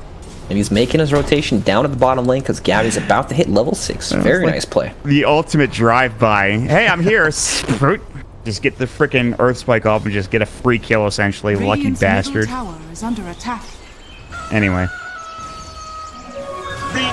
You know, Timbersaw dropped his Arcane Boots there, and then Soul Ring, so he had mana for both spells. Yo, is he just dead? He is. Oh, I missed it. Nando might survive. He has the heal going. Yeah, they can't get this kill. They have to back up. They missed the ice shards, though. Nando's getting more kills than he should. They're snowballing, kind of, but I don't know if it's going to be enough of a snowball, Brax. Well, you know, you've got to start somewhere. He's a full level over the Faceless Void laning in front of him. But I assume he's going to leave the lane when Void is around 6 and has Chronosphere up, because that's pretty much the only way he can die in this early game, because I don't expect Lion to be able to just walk up and hex him very casually. I think wherever he goes, though, he's always going to be in trouble of dying, because he'll go to the max lane, he gets RP'd, he goes to the mid lane, he gets just run down by the Timbersaw, I suppose. So he just kind of has to farm jungle, I think, for a while, once this Void gets Chronosphere, which he has now. Yep. Alright, look at this. Timbersaw gets smoked up by the Lion there. They're trying to make a play down bottom. Timbersaw has already taken the mid tower. That's the worst feeling in the entire game for DK, by the way, when you just can't take the tower and you lose your own instead. Yep, here's the Chronosphere with the Timbersaw damage on top, too. He's extremely dead. He actually survived way longer than he should have with the Shadow Word, but now Lumic is dead, unfortunately. He's going to go for the TP. He needed a bash, didn't get a bash. He did not die. Boombox had Earth Spike, but it just came off cooldown, I'm pretty sure is why that happened. Yep. Elder Dragon Corp for Carl top lane. They might want to consider TPing, although Timber doesn't have one, it looks like. They're just going to push bottom. They'll trade, but this is going to be a tower and a kill instead of just a tower. Although it's going to take a while to bring this down. Timber not the best tower pusher until he gets that level 15 talent, so... Yep, it's very, very slow. But nice rotation from Carl, making the move up top. He knows that he needs to leave this lane because Timbersaw is making a play of his own, so Good stuff. Now we've got some bounty rune battle action. Uwe has his split. He's going to try to contest his own, but Yo will grab it, although he might get the skill anyway. I don't think Uwe splits for this. I think he's going to get Dragon Tailed. Oh, no, Breathe Fire. That TP sound completed. It just wasn't in time, unfortunately. Meanwhile, Grims is going to get caught by Ajit. Ajit's going to find probably a free kill. Boombox doesn't want to die, though. Ajit's actually kind of low in mana. Timber Chain comes in with the Whirling Death. That will secure the kill. So, as expected, this Timber Saw becoming a monstrous force, but the DK is not far behind him, and he's done a really good job farming and getting some tower pressure top. Yeah, look at this. Carl has a hood in his quick buy. Is that? There's no magic damage. There's only Lion and, like, Time Lock, because Timber Saw's pure damage. That's true. Unless you somehow missed the Whirling Death, not on the trees, but... That's interesting. Yeah, I don't know what... That's interesting. Yeah. Okay, he switched. Good. I mean, it might have been... it's good stats. Sure, why not? No, it's not good in this game. It's a good thing you did switch it. I don't want to try to find any excuses for them in this game. You know, this game is not bad at all for Execration. Like, it's only a 1,000 gold lead for the side of Clutch. DK is the net worth leader in this game. He's looking for Skylark. He can't get this kill, I don't think. Good TP. He gets the tower. They almost denied it. Yeah, this game, maybe Trent was right. I didn't give any credence to the fact that he said, oh, you know, they have to just... Execration just has to win this, right? With its second pick Slark, and I'm just like, eh. But now I'm looking at it, and there's a very possible way that they win this game. The Slark has been out of the lane. He's been farming kind of in a safe spot, and he hasn't been getting caught or anything like that. Yeah, he's obviously slowing down, but he's still ahead of the Void. You know, he did die once. They're going to look for the DK in the top lane. They have the RP, they have Chrono, and they're going to use it. Watch out. This guy is so damn tanky. It's actually insane, but you're not going to survive Death Ward, Chronosphere, Maledict, you know. He is surviving for a long time, but maybe some space, I guess. They're going to try to find Ajit bottom, but it looks like he'll survive for now. Lion will be just as lucky. It looks like... Oh, no, he will not. Oh, he is lucky because they didn't chase him, so it's fine. All right, well, he's out for now. But yeah, Chronosphere's down. DK doesn't have ult for 80 seconds, so they won't be able to really use that window too well. But Brewmaster, I mean, this guy's almost got a blink. Yeah, he's in. It looks so silly when he was hexed up with a haste rune. Oh, I thought you were going to say he looks so silly when he's on the barrel. Well, he does, but everybody knows that. You know. It's just common knowledge, Brax. What are you thinking? It's true, it is. But yeah, they have some breathing room now. You know, Chrono's down for 85 seconds. Slark has some room to just sit back, farm his Shadow Blade. DK also working on the Shadow Blade, only 100 gold away. And Brewmaster, 50 gold from Blink Dagger, so all the items are starting to come together. They have big early game item timings. RP and Blink are coming soon for Skylark. That's another big timing. These are going to be some hectic fights. These fights here in the mid game are going to determine, I think, who wins or who loses, or at least who gains a big advantage early on in this game. If you get a big Chronosphere, you get a big RP, things go well for Clutch gamers. You get a big, you know, Elder Dragon form, Dragon Tail plus Brewmaster ulti, things start going well, or even a Chaotic Offering Golem for Execration. They start getting ahead in this game. So it's a very important time for both teams right now with these blinks coming up. The Mac has his. He's looking to try to find some sort of initiation. Actually, he's not even there. Grims is going to run through. Ajit's found him. You don't really want to run into the Timber Saw. Snowball comes out, and he will avoid the clap, or excuse me, the cast. Death Ward going to go. They'll drop the golem. It gets canceled now, and now actually Ajit's just dead. There is that fight. That is exactly what I was talking about. They might get more, too. The Storm Panda's looking to find the line. They'll probably lose Boombox, I'm assuming. Yeah, he's dead. He should be dead. Although they're going to trade it. Maybe? RP? No! No! Oh my god! The snowball! What a play! Oh my lord. Grims will still die for this. They fought back on the Timber Saw! Oh my god! Dire's middle tower. Oh, Jesus. This is brutal! That was the biggest of plays right there from our Tusk player. Holy crap. I saw it coming. I saw the snowball coming. Oh man, they do get off the Chronosphere on Carl, which is nice. Shockwave to come through, the hex up. They're going to turn this around and get a little bit out of it, but Ajit did actually get a double kill in that fight, which is great, but Oh my, are you kidding me? That was insane. Bounty, which my matriarch will prize. Man, I sounded really, I sounded really sad. I said no. Why did I say no? That was an insane play. Oh God. All right. Well, that was a nuts play from that Tusk. You feel bad for clutch gamers in that situation.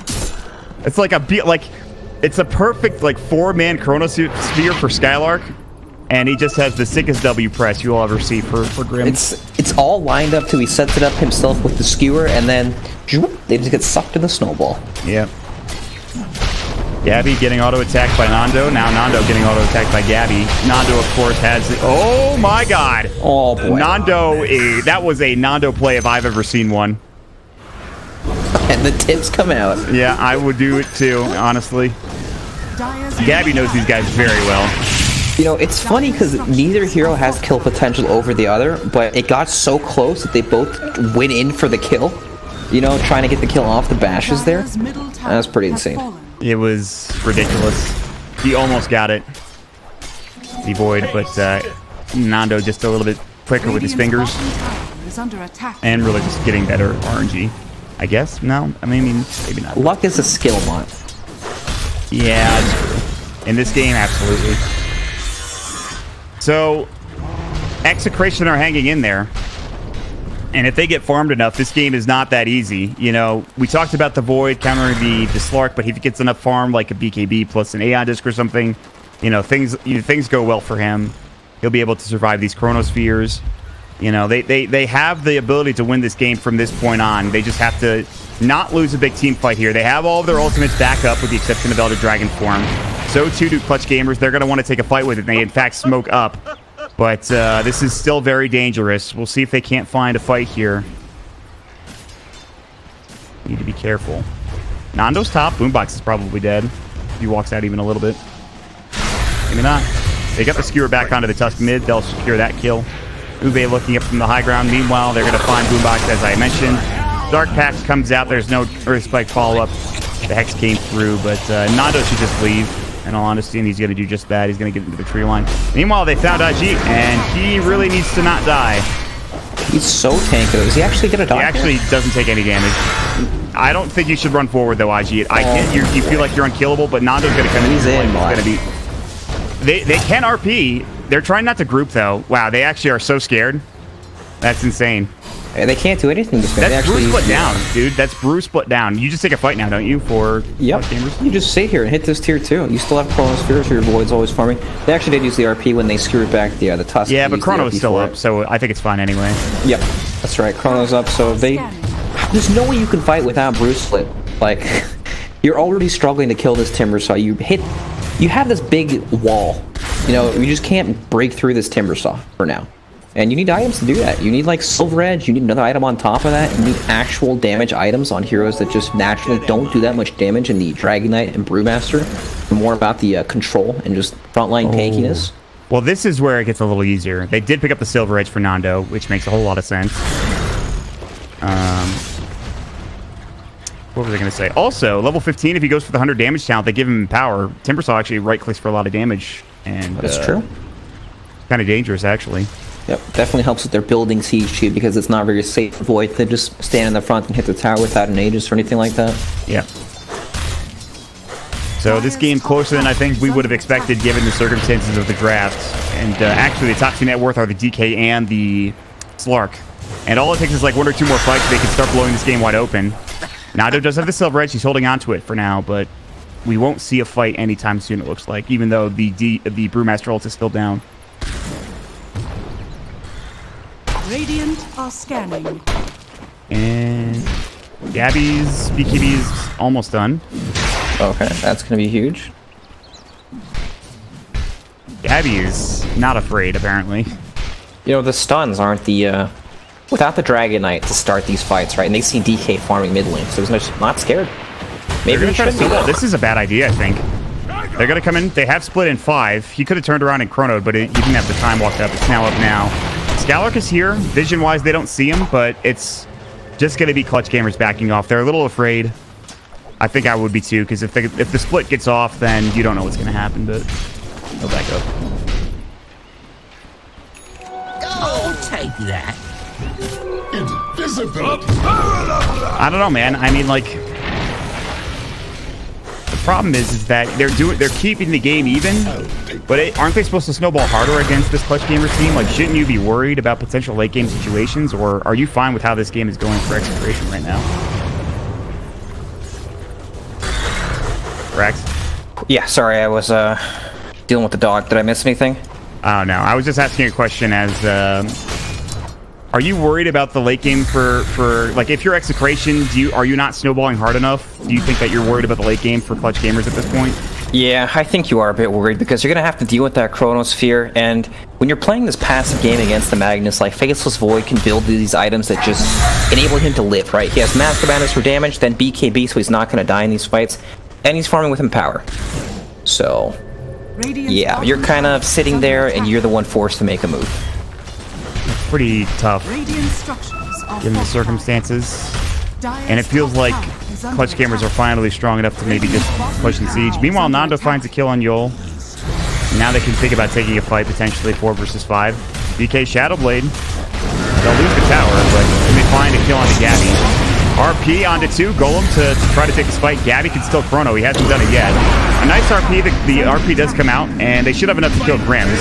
They also used the chrono onto the ultimate slug, and they lost the Magnus. This is a bad fight all of a sudden. Nando's doing some serious work. Ajit is going to be able to go toe-to-toe with most of these heroes, but he's alone. Might find Nando. Oh my god, that Dragon Tail stun was so long, along with the Boulder Toss.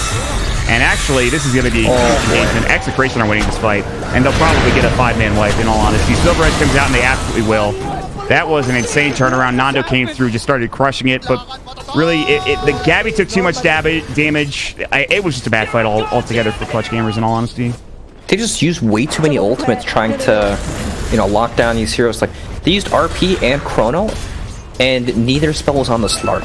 Like, Nando's not entering these fights until these spells were even used in the first place, They heavily overcommitted to try to start that fight, but I don't know, all of a sudden, Nando basically has BKB. He's only 1,000 gold away. Ultimates were used too, so you have some breathing room.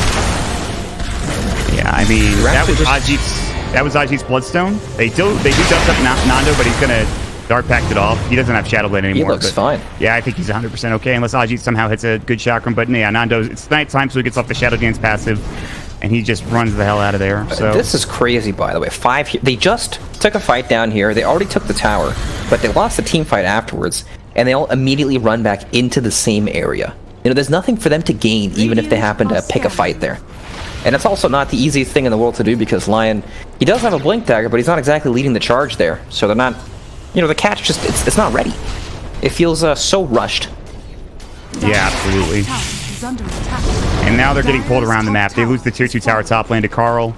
This game is starting to snowball a bit better in favor of Execration. Not to say that the game is anywhere near over or anything like that, but Clutch Gamers need to make better plays than what they made in the last team fight. They RP'd the Pandas and like the Tusk, and what does that actually do for you in that fight? It didn't do anything. You need to try to get the Brewmaster before he gets his split off, so you're the ones that have to push the pace of the game, push the pace of the team fights for Clutch Gamers. You cannot be reacting to that team fight that way, in my opinion. You need to be the one starting it. The big problem for this Clutch lineup as well is when BKBs come out on the side of Execration, that means all your Timbersaw damage is gone. That's when it's only Faceless Void right-clicking, and he's going to be right-clicking a 20 armor Dragon Knight, Slark with 18 armor as well. Like, he needs to... It's so jump-based. If they get the jump before BKBs come off, then they can burst these heroes quickly, but they still have to do it through Brew Split and through Warlock and potential snowball saves.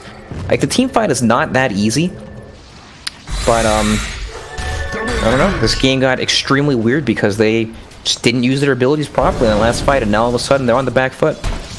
Yeah. We saw a lot of that from Execration, over the course of the tournament in the last game, not using your abilities correctly. This time it's Clutch Gamers in this particular fight. They had a very good early game for Clutch Gamers. They were ahead. Not much for the most part, but they still felt like they had control of the game. That control seems to be gone, at least for now. And good news, though, for Clutch is they didn't lose out on the Roche. With that fight, the death timers were so low, and they weren't in a position to run into the Roche pit for Execration.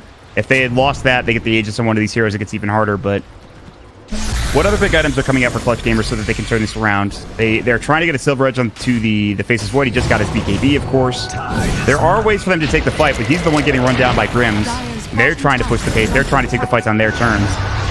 The Yules comes out. That was just picked up by Ajit. Gabby's here. They don't want to use the... They have the Skewer back. Nice Skewer. Snowball's going to keep him alive for now, but the Snowball's on the Skylark. They're just going to leave him to die. So... That's good. That's the space right there, though, you know? 5 heroes, Nando's farming on this side of the map. He picked up 2 bounty runes, too. He's working on a basher. And there's no tower to push down here. Exactly. That's why this 5-man rotation from Clutch is just so weird. You know, this is that area of the map that pretty much only 1 or 2 heroes from Clutch wants to play in, because they can't actually accomplish anything by being down here anymore. Like, when you look at Execration, Nando is the only person playing in, like, the enemy side of the top part of the map. He's just farming. There's no objectives to gain here, but we'll see what happens. Oh, he walks right by him. Yeah, they see him. Well, they know that he's here. I don't know if they're going to blind Chrono him. They get the dust. The RP comes out. They have Chronosphere. He dark packs it off. Gabby. He still can chase. He's going to use it, but there's the BKB. He's coming in. This is going to be tricky. I think that this is just going to be a wasted Chronosphere, and it is. Nando's still alive. Here comes the split. This is an awful fight for Clutch Gamers. They have to leave. The Elder Dragon form is used. If they can get out and not lose anything, it would be perfect, but that doesn't seem to be the case. Gabby's going to get Dragon Tail. His BKB's already down. He will not be able to use his Time Walk in time. Ajit's chasing after Nando. He might get the kill. The Maledict takes him down. At least that's the good news. But now Ajit's on the other side of the river, behind enemy lines, on his lonesome. They'll try to chase after Boombox. He gets off a nice blink. Ajit is in the middle of the enemy team alone. They don't have the Silver Edge, though. That was on the Slark, so that's gone. They lose the Dire Courier, too, so that's even more gold, but they're still going to chase. Skylark looking for a Blink Skewer, but it's up in 5. They'll find this DK. Can they bring it down? He's so damn tanky. They have Finger. They've already used it. Carl pops the BKB. Yo, about to fall. They'll pick up the gem. Now comes the clap. They already used the Bruce ignoring him, but yeah, they're just... They can't do anything to Carl right now. What a BKB. They'll buy back on the line. Ajit trying to do anything he can. Yeah, they're absolutely ignoring this Timbersaw. He's completely fine. Nando's back up in 20 seconds. They'll TP Lumic out to safety. In the meantime, Grims is looking for Skylark. He can't skewer out. He looks to be dead to Ube. One more auto attack. That's the gem. They cannot afford to lose this. Who has it? It looks like it's on the line.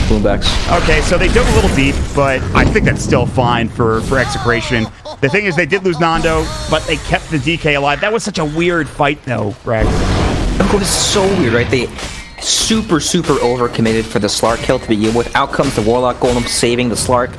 And then the team fight was just so weird because you have this unkillable Timbersaw who's like giving you all this vision and creating space in the fight, but without Faceless Void there, who actually deals damage? Yeah, you know, like all the damage is on Void and the Timber spells, and the Timber spells are just, it's damage, but it's not going to kill you damage. It's kiting you. On Maybe Aghanims would help with that for Ajit. It's definitely an option. It would solve a lot of their damage problems, but he's probably going to prioritize just even tanking up even more, so if he does get Silver Edge hit, then he won't die that way. But it was just so funny to see, like, DK's hitting this Timbersaw for, like, you know, maybe 5-10 seconds, and he's just like, well, this is a waste of time. But his team's coming in, and he just kills all of them in, like, 2 hits. They're wrapping around. Brewmaster would be a perfect target if they could find it. They've got the Hex. Will they jump and go for the Chronosphere play? Death Ward comes out. They should have just chronoed him. I don't know why they didn't. Well... You win some, you lose some. Gabby does get the BKB. He still has the Chronosphere, which is good news. Grim's getting chased down. Carl already blows up Yo, who was forced to buy back immediately. Gabby can still Chrono here if he wants to. He's thinking about it, but he doesn't want to get Ajit and the Chronosphere. Nando coming in. Oh my god, Nando dodged it. What a god. He saw it coming, and he was able to dodge it. Lumic's still dead, though.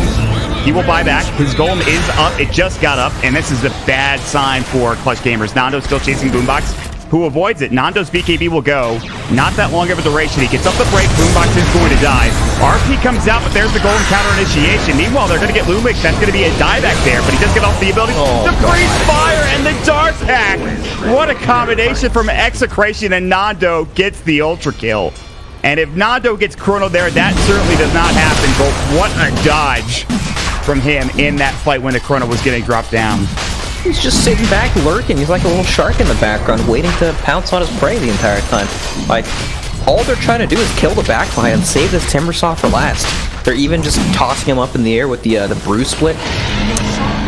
I don't know. This game is ridiculous. You know, you see Faceless Void against Slark, and you think, oh, there's no possible way Slark can actually play around this, but He's just sitting there waiting. And because Faceless Void is the only hero that does damage, if Void doesn't chrono like we saw, he didn't chrono the Panda, and Panda got split off because of that. Uh-oh. Ajit. Okay, he's fine. He actually maybe can think about trying to take this. Oh, they canceled the TP. Okay, Ajit is probably dead. He's baiting. Okay, he's fine. He's fine. He's fine. So they forced out a BKB charge. Would have been nice for Clutch if they got the Aegis, but man, he's barely alive, so I don't think we can complain about that. 12k lead. We've seen Nando have a wide variety of games in this tournament, going from diving tier 1 towers and tier 2 towers at 2 minutes into the game on a PA to having that pretty brutal lifestealer game in the last draft to now he's owning with this Slark in a game that he probably shouldn't be playing this well in, but he of course is, and he's carrying the team along with Carl. They're doing a great job here for Execration. They still have a way back into this game as Clutch Gamers, but it comes with a Chronosphere and a lot of other stuff. They're going to find him. He can BKB, he's going to do so. Grims is going to give his life for this, but they might want to turn and fight. Ube, he's got Aeon Disc along with the split up, but they're not going to try to take this fight. Lumix nearby, he has no golem, down for 60 seconds here. Carl thinking about coming in, he should back up, and I think he will do so. Okay, well, that's a nice pick, but that's a BKB for a Tusk, so not that great. What a wild game. 12,000 gold for Execration, and they have Aegis on top of it. It's a big lead. But as we've currently seen in this tournament, you know, it might not mean that much. You are playing against Magnus and Void, 2 heroes that are very difficult to end the game against, especially when you're building hitter. And well, Sark's not really the building hitter, but if he ever does happen to hit the buildings, he's very exposed to these abilities. Yeah, look at this. They're about to jump Carl up top. They have no Silver Edge, so I don't know where this damage is coming from. He's gone. Gabby was building into a Silver Edge. He realized he needed a Lincoln Sphere. He's now building into that, and I don't know if that's the right play. Meanwhile, Ajit's going to probably lose his life here. Yep. That is the worst person you could have lost in that situation. So really good stuff for Execration. We're going to try to keep going and look for more. Yol will try for a TP. They don't see him, so lucky for him to get out, but Boombox might not be so lucky. Attempting a TP. Snowball out there. Warwar's punch down there. Nice play from Boombox, but... yeah, I don't think they have any damage to kill these heroes. Like, Lincoln Sphere does not help you for Gabby. It keeps you alive, but it's not going to give you enough damage to actually win these fights. Yep. He desperately needs the Lincolns to stay alive so he doesn't just get stunned by the DK from Invis or anything, but... Galark is dead. Yep, he's very dead. Most definitely dead. I think they might have done... I know it's still early, but, like... Oh, I'm all with you. Like, this is ridiculous. This probably shouldn't have happened given the draft, but they have done an excellent job this game. I mean, outstanding stuff from Execration. It's not even only the Slark, too. It's this 53 armor Dragon Knight in your face, the BKB as well. They just can't deal with it. They definitely needed that Silver Edge. I know he wanted Lincoln Spear, but I think the Silver Edge is huge. They can't kill anybody without it, especially the DK. Well, Slark did ult, so maybe that's a window for them. He has Aegis, though. And DK's just gonna be the bodyguard. He's just gonna run up and push them all back. Like, Boombox might just die here if he's not careful. He's gonna get breathe fired on. No? Alright, maybe not. They got racks. They take one more fight and essentially they win the game. Gabby has his chrono, but he gets bashed up and killed. Oh, no. And he has no buyback. That's it. That's game. Execration. Beautiful stuff. Like I said from the very get-go, my Execration gods. Just kidding. Trent was right all along. He knew. Trent knew. Trent God. He was ready to go with the prediction. He knew Execration had a plan. I don't know if he knew the plan was just let's play better than the enemy team, but that's certainly what ended up happening. Oh, this plan seemed very, very effective. It worked. I'm not going to complain. Execration made some top-tier plays in this particular game too, so you got to hand it to them. Clutch Gamers, I think that there was also a bit of a draw on their part. I don't want to take anything away from Execration, but this is a game with Clutch Gamers. The draft looks so good for them. I don't know how it went so south for this team in this game. But it's not the end of the world. It's just game 2, and then the series will be even at 1 apiece, which then turns this into a best-of-3 series. The game's not quite over yet. They've only taken 2 sets of racks. They can't get the Megas yet because the bottom tier 2 tower. But Execration are essentially 1 fight away from just winning this game outright, and we'll have to wait maybe 3 to 5 to 6 minutes before we'll see that happen. But for all intents and purposes, the game is over. Yeah, the lack of damage on Clutch has been showing for the past, like, 10 minutes. Like, They couldn't even kill Slark and Chrono when he was alone. Like, the Warlock ultimate at the very end of the Chrono was enough to, you know, save him from that. And with 2 BKBs, like, when you look at this game, and you ask yourself as a carry player or mid player, do I want BKB? It might seem like no at first, right? Because Chronosphere goes through BKB, RP also goes through BKB, and they have like an instant Hex, so BKB doesn't really do that much against that. But if you BKB, they have no damage for you, so it doesn't matter if you get Chrono, or even if you get RP'd. So, it's fantastic. Yeah, this was some really good itemization all around for Execration. Uwe's almost got a freaking Radiance.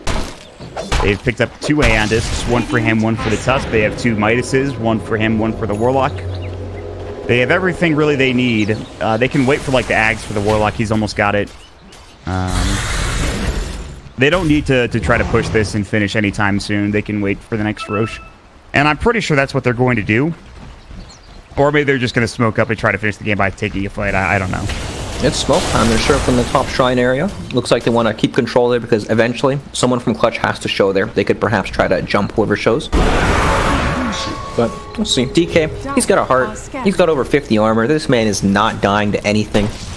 Even though Timbersaw Whirling Death is going to hit you for like 800 damage, still, you have BKB for that. Yeah, you're fine, honestly. As long as you use your BKB correctly, you will not die. And even if he does, who cares? I'm sure the Slark will clean house after he does. And Gabby has had a rough time with the past 20 minutes or so with his Chronospheres. It has not been easy. I really do like the way that they play these fights with the Warlock dropping the Golem down to kind of break up the Chronosphere initiation. And then when the Chrono ends, then you have the Tusk to kind of save with the Snowball. It's been really well played in terms of their team fights. Agreed. Anyway. Their fights have been super, super well executed. Honestly, the big thing for me is just how patient Nando is in the backlines. He does not want to sit there and hit Void of this Timbersaw, even though he has Silver Edge. He's just looking for the Lion or the Witch Doctor, some squishy hero in the backlines to pick off every single time. And same thing with Dragon. They've been playing the fights very, very well. Yeah. Never putting themselves in a position to get, to be the one Chrono at the beginning of the fight. You lose, like, Nando's only died once at the beginning of the fight, and that's when the Timbersaw chased him down towards the mid lane, and even then, they had already killed somebody on the Clutch Gamer side. So, they've done it. I don't want to sound like a broken record. Well, honestly, I don't know about the mag pick. Like, in theory, it's good, because it gives Gabby damage, it gives him cleave, it gives him the ability to farm very quickly and to maybe do some damage, but, like, what did really Scalar do in this game as this Magnus? Like, you could feel Ajit's impact earlier on into the game, because he was a Timber, he was owning his lane, but, like, Scalar, he had, like, 1 or 2 good RPs, and it didn't even matter. And this is a dead freaking Timber, potentially. Golem dropped down, Spirit Vessel, the Yule Scepter will keep him alive for now. They do blow up Boombox. Uwe has split, I don't think he needs to use it.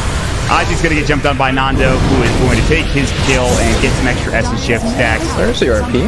Hey, look at that RP. It did nothing. The Snowball came out, and now they're going to lose Skylark as well. GG's called immediately. I do not blame them. Yeah, at least Gabby gets the kill on Lumic, but who really cares, honestly? You were asking a very important question. Oh, you were saying, where did it all go wrong, right?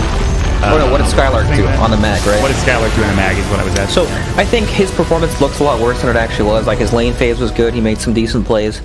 But, their lineup overall hit a gigantic damage wall, and I don't think that's necessarily his fault. It's a result of the draft that offers very little error, even though their heroes do counter the other heroes. There's no damage through BKB because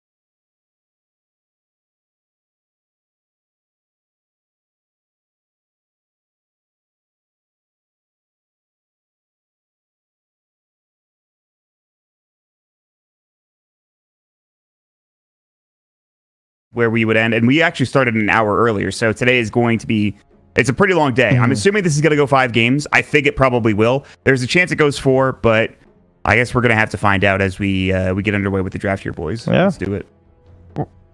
Dire team ban. Execration's turn to ban. Yeah. Whoa. Do those stats add up, Shred? That sounds right. I think he's correct. Yeah. By the way, Excellent. you didn't answer us about the stats don't lie quote that we said, or the thing we said, Trent. Do stats lie, Trent? Do they? Oh, yeah, they lie. They did. I knew it. We knew it, Brax. We called it. I think that's the joke. 5 seconds. Well, actually, that's not true. The stats don't lie. It's people who interpret them that lie. So that's why the quote makes sense. But yeah, but that's a Men lie, women lie, but stats don't lie. Because the men and the women talking about the stats are the ones who are lying because they're interpreting it exactly. I'm learning so much about stats right now. Yeah, me too. Stats. Dire team ban. Execration's turn to ban. Wow. I hope not. I mean, it's not like there are more counters to the Tinker than just the Nyx Assassin, but I guess it's better to take it out. It very well could be a first phase pick Tinker. You're right, Baseskip. I don't know if there's a chance that Clutch ban it, because then you're leaving out like the Naga Siren, for example, potentially.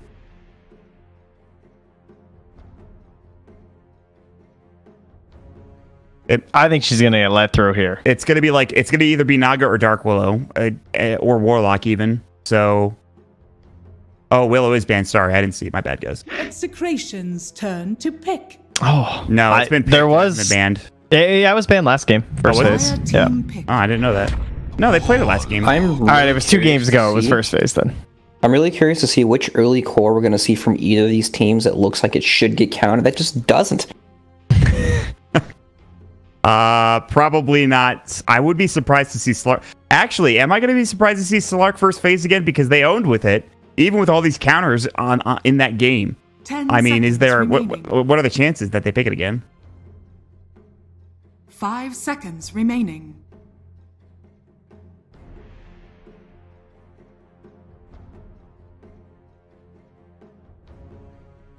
Dire team pick. Elder Titan.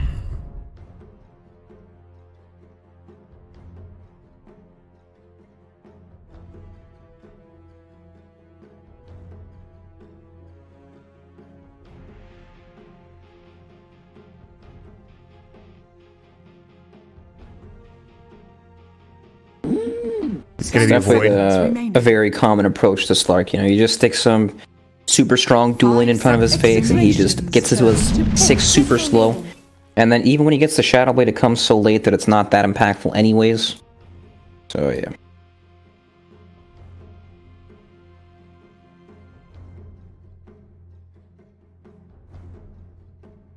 Tinker pick, yeah, it could happen.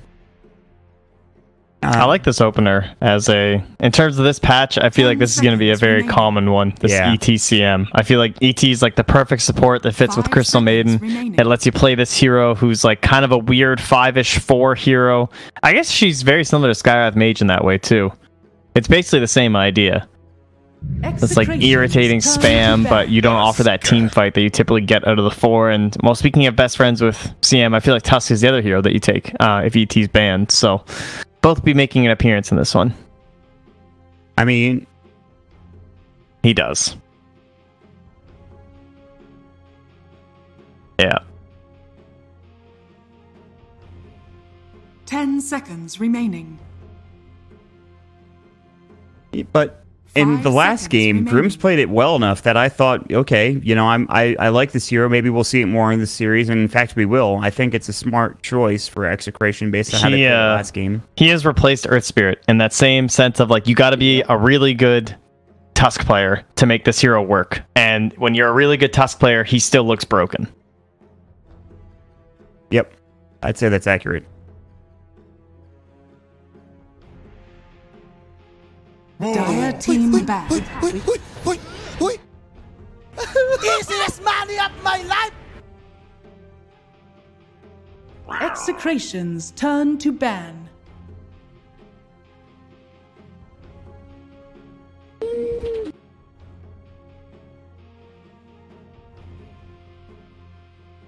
Yeah. Боже, ты посмотри вокруг, что происходит. 这波不亏，666。哎，队友呢？ Yeah. 队友嘞？哎，队友呢？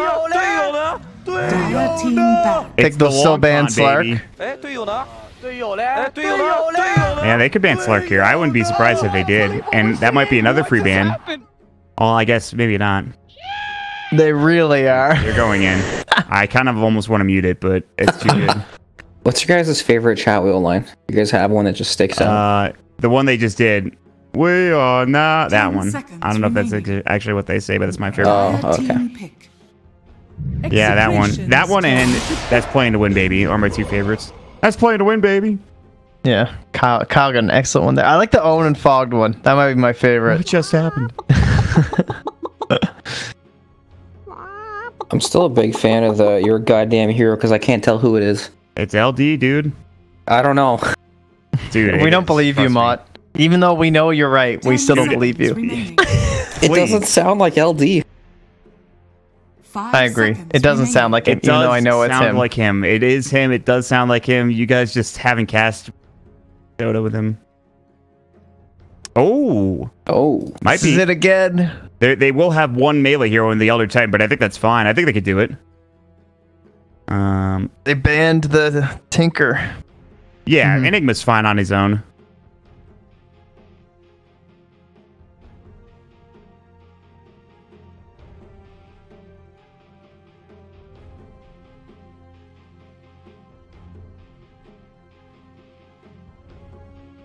Yep. It's the range creep meta. Dire And this team guy denies range creep, so he automatically wins. They take the void now for Execration.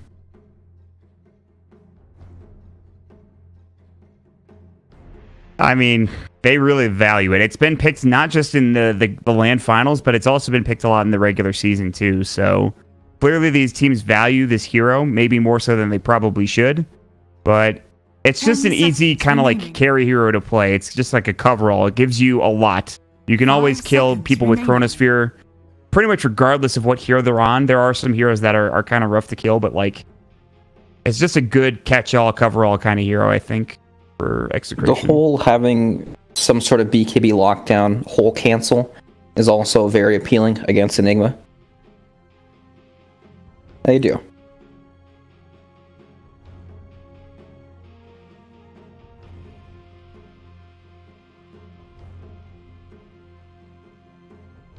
Yeah. Yep. Yep. So.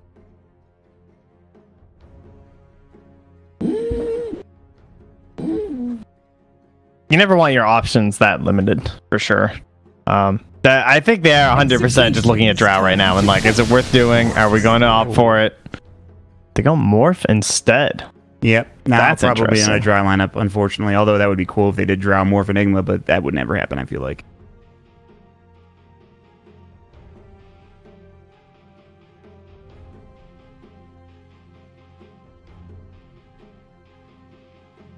Ten seconds remaining.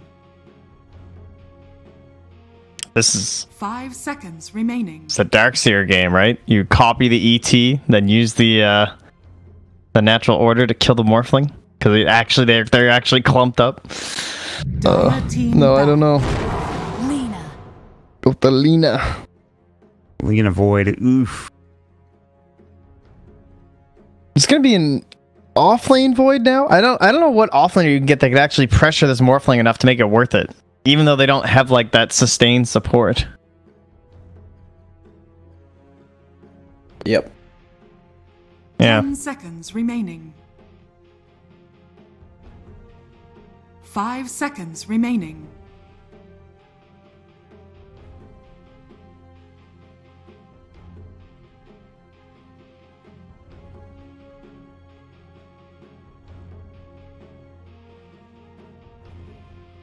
Execration's turn to ban.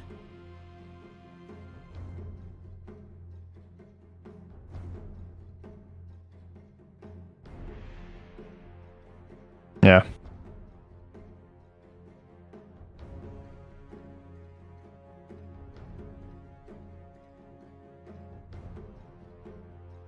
Yeah, Morphling pick is super smart just for that exact laning reason. With the Tusk, you're pretty much not going to be able to pick another hero that just destroys this Morphling in lane. You know, he's already set up to have a pretty decent game no matter how you put your lanes for Execration.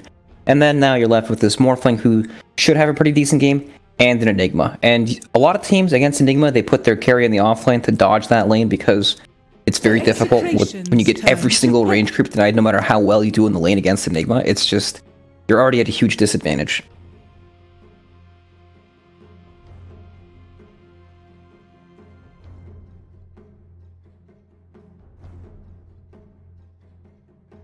Yep, very hard to stop. I feel like 10 seconds remaining. 5 seconds remaining. something along those lines. Yeah.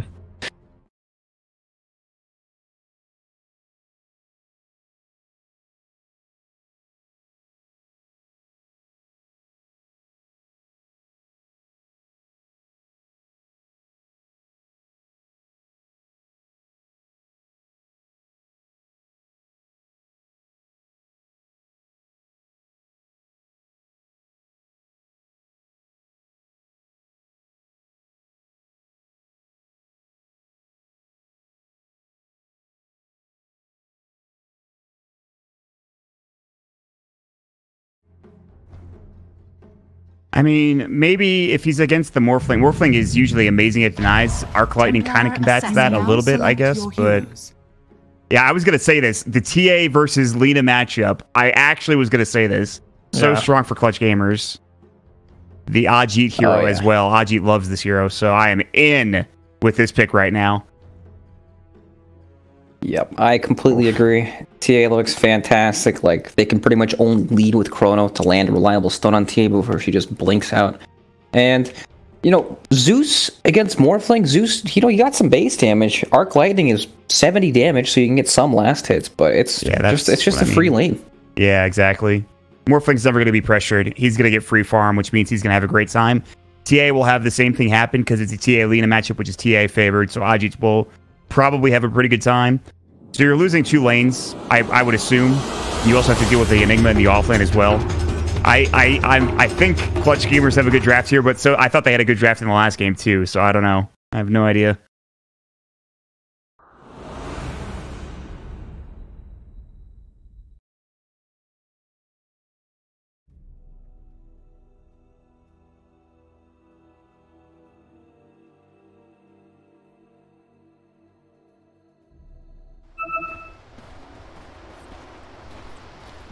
Yeah. Because they can't even take Roche that easily. They don't even take towers that easily. Like, Lina becomes the siege engine, but that's 4 items away. Difficult game, I would say. Uwe and Gabby are talking to each other. They know each other pretty well, but I don't know what they're saying, unfortunately, so I'm sure there's just some friendly banter going on between these guys, but this should be an interesting game. Clutch Gamers are poised to go up 2-1 in the series, but let's not count our chickens before they hatch. As Execration played really well in the last game, they could do so yet again here, and it comes down to the laning phase. How are they going to lane this? Are they even going to aggro try in the top lane to try to deal with this Morphling? That might not be a bad idea, and that looks to be the case right now, Brax. Yep, they're trying to sneak out a quick first blood probably and secure the rune because Enigma does nothing at the rune battles. So Nando can just confidently even walk up to the high ground if he wants to. There's a CM there, though. It's going to be 3 for Execration, it looks like, unless they could... Now he has Crystal Nova, so... Yeah, they can't get the third one unless Skylar can click fast enough, which you certainly cannot. Execration are going to secure 3 runes. There's only going to be 1 picked up for Clutch Gamers, so finally, Execration in the 3rd game of the series get the 3rd rune instead of getting only 1 like they did in the last 2 games, so... Cool.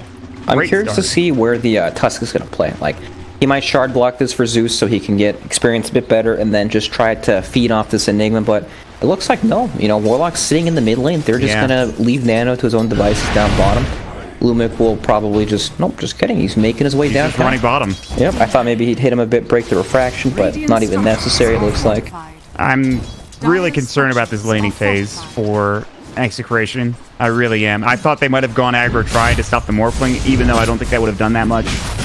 I don't know. They don't sit mid to deal with Aji in the beginning of the game. He gets off to a really fast start. He gets side blades up. He starts destroying this Lina. Eidolons to start destroying Nando in the bottom lane, and then of course Morphling gets free farm top because it's essentially a free lane, even though he will have to deal with Arc Lightning. It's very early, obviously, so who knows what'll happen, but I don't know, Brax. Yeah, it's one of the situations where we can kind of see it play out, but maybe something different will happen. Something will mix it up for us. Like a misplay or something. Just maybe a bit of luck, you know. Someone gets shard blocked into a creep block or something. ET happens to die. Zeus has 3 clarities, but they all just get popped pretty much instantly. Even Morphling can just adapt to strike them every time that happens. And what's going on here? You'll TP's to the top lane. Okay, so they are tri-laning this. ET's level 2, so now you have the stomp to set up, but there's a ward in the lane, so they see CM. And this is kind of what they were talking about during the draft. You want to give this Enigma kind of some free lane experience instead of just... I'll hold that thought. Uwe is going to get... This is a deep dive. Crystal Nova. They have waveform, but that's too much. So that first kind of attempted gank with Yule rotating up here does not work out. And actually, Grims is going to pull the range creep. He ice sharded and blocked the creep wave. But that kind of, I think, helps Gabby a little bit. Yeah, it does. It just means the lane's going to come back even further. He wanted to pull the second wave to give Zeus some last hits without having to nuke, but unfortunately didn't happen. Boombax actually TP's down bottom, so... Boombax. Hey, it's Boombax. He's back. Yeah, I've rooted for you. I'm sorry, buddy. Nando, oh my god, they actually killed Joel in the top lane while I was watching Nando getting going on. They will kill Nando, though. So the trade-off, yeah, you lose first blood, but taking down the Void is pretty imperative for Skylark and Clutch gamers. So I think even though the first blood went to Execration, it's a little bit better for your Clutch gamers. I don't know, maybe if you, I don't know if you agree. Oh, it still is definitely better for Clutch being able to kill the Faceless Void. He'll lose some last hits, and then they can just control the waves even more. But yeah, you know, that's something for Zeus, because this hero, if he doesn't actually make it to that Soul Ring and he runs out of mana, that's when he has to end up just like running all the way back to base or sit there and just regen with the clarity. It takes absolutely forever. Yeah. So yeah, it's very much needed. Gabby, of course, still getting essentially free farm. The Void, with him dying, is now going to fall behind in CS.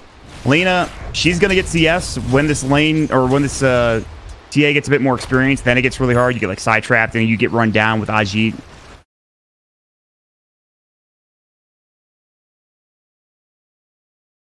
The next few minutes, and I think this lane gets really hard for Carl. But he's doing a good job hitting LSAs and taking the refraction off when he does so. But it's actually fine now, because Ajit has no mana left. Yep. Unless he wants to bring out some mangoes or something, Lena can he can win this lane. He has a mango, I think, on the courier. All right, Gabby got a kill. I've missed 2 of their 3 kills already in this game. I'm losing it. This is your fault, Brax. I'm blaming you.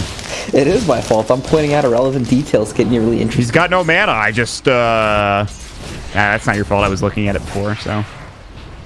It's okay. I won't blame you this time. Next time, I better watch out. Yeah. You'll owe me another burrito. Someday I'll get that burrito. You could have had it. When?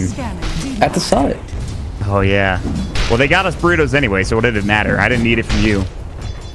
Not to say that your burrito is worse than their my burrito's worse. Yeah, I'm sorry. I didn't mean to. That sounded really rough, and I didn't mean it to. Gabby kind of baiting, but also going after Uwe, and Gabby's going to back up. And they need to... Oh, my God. That knockback was incredible. Gabby will survive. Meanwhile, they're going to chase Boombox down bottom. Nando has time dilation, but he won't chase too far. Enigma level 4 now with level 2 Eidolons, working on, I guess, a medallion. Or no, a buckler, probably. Right? I don't know. Oh, it's medallion. He went medallion in this last thing of the game, too. Wow. Just gives you a lot more kill potential. I was right the first time, man. Uh-oh, Lumic. See ya. Not only did you not get the bounty rune, you also fed away a kill.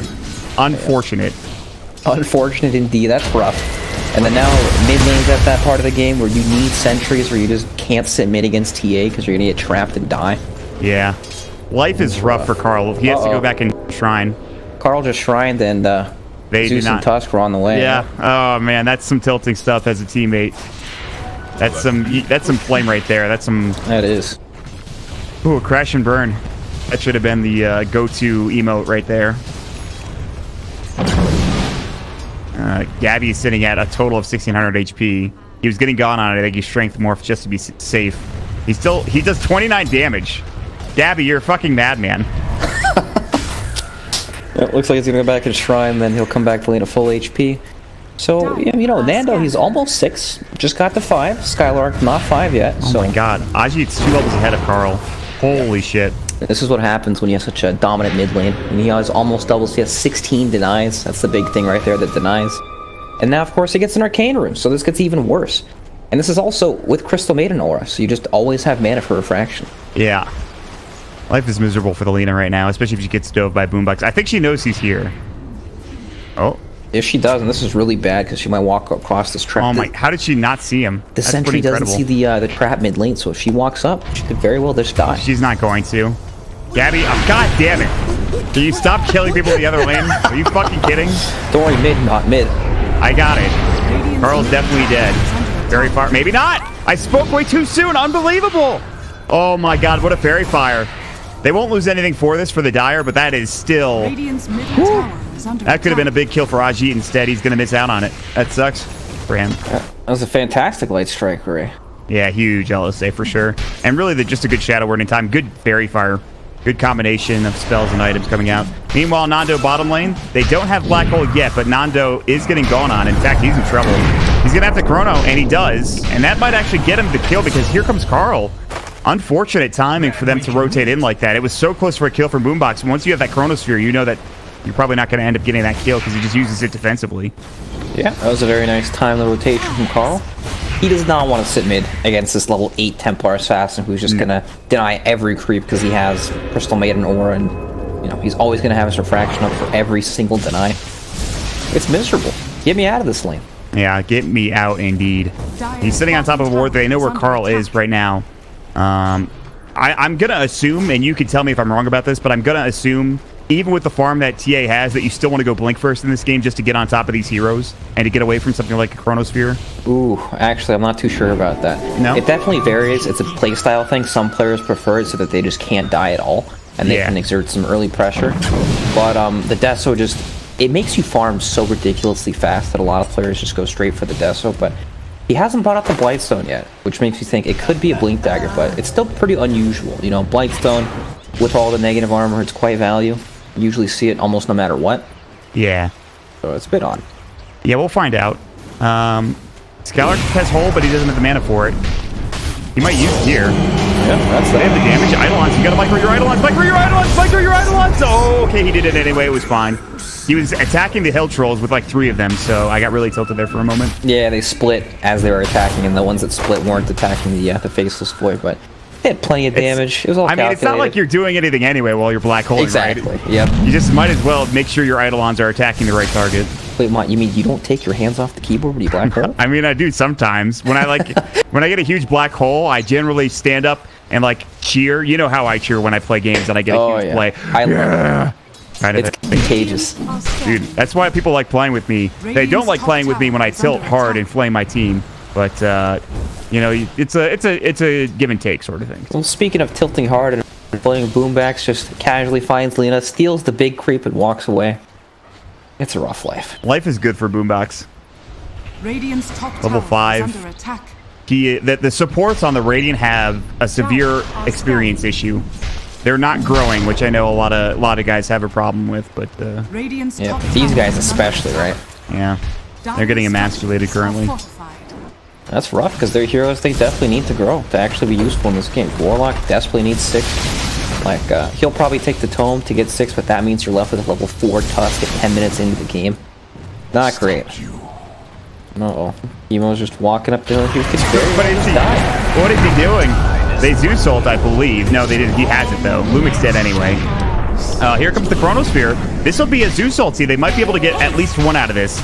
Snowball, they're going to try to go for 2 and be a bit greedy. The Zeus ult will clear up Skylark, so that's going to be a killing spree taken by Nando. But here we go. Mid lane, Carl teeping away. The Melt Strike, not enough damage. It was so close. Just not enough. Carl was able to get out just in time. Now they're looking for Grims. He's going to get caught. The stomp's going to hit for sure. Snowball back up in 3. He does have the ice shards. Frostbite is there. They're going to use it. Still kind of a tricky kill with the snowball and the ice shards. He's going to try to block off the wave and get up. That's exactly what he's going to do. Perfectly done. Fancy. Yeah, they'll keep chasing for now, but instead of getting a kill for like a 1-for-1 trade in that fight, losing Skylark, they get nothing out of it. And that's pretty gigantic. That was a nice play coming in from Execration and getting Nando back into this game, essentially. Yep, that was very, very well played. But, you know, Lumic actually managed to get the bounty room before he died, so, you know, not too bad. It's all about the gold. Oh, it was a 1-for-1, sorry, wasn't it? Look at this. Lumic's making it up top lane. He's going for the legendary 11-minute bounty run. Yep. Lumic's a god. What a player. My goodness. He walked up like hail twice in a row, honestly. It's actually kind of insane. Yeah. Cole's still down for 40. Stomp about to hit, but Nando just jumps away. They know that he's there, though. Earth Splitter to come through, and now he's blocked in. The Frostbite comes out. He is in a lot of trouble. Eidolon should finish him off. He doesn't have stick charges to work with, and that will be him falling. But now Skylark getting caught by Uwe, who's doing a lot of damage because he's a support Zeus. And he's got, of course, Max with the Lightning Bolt. Boombox is going to get caught, too. They stay a little too long, but here comes Gabby. Stomp about to hit Uwe. Is in trouble. He's dead. Oi, oi, oi, indeed. Grims and Lumic getting run down, but they should be fine. Gabby has already used more. That adaptive strike's going to stun and push back quite a bit. They have Frostbite if they can get there. Also the freezing field as well. Waveform in, the Stomp about to hit. Golem turnaround. Yol might be in trouble, but the sleep hits onto the Golem, which means that they can't chase further. Well, maybe they can. Freezing field comes out. That's that was optimistic, I would say, but there was nothing else they could do, to be fair. You know, at the end of the day, that's a golem for a Crystal Maiden. Yeah, you know, you're not too upset on the side of Clutch after that. Yeah, 100%. You're right. And they get the Tier 1 tower mid, plus they also got the Tier 1 tower top earlier from Gabby. They have a 4K lead, so... Mott, you're right. Templar Assassin went for the Blink Dagger. Boom! Called it. There you go. So good.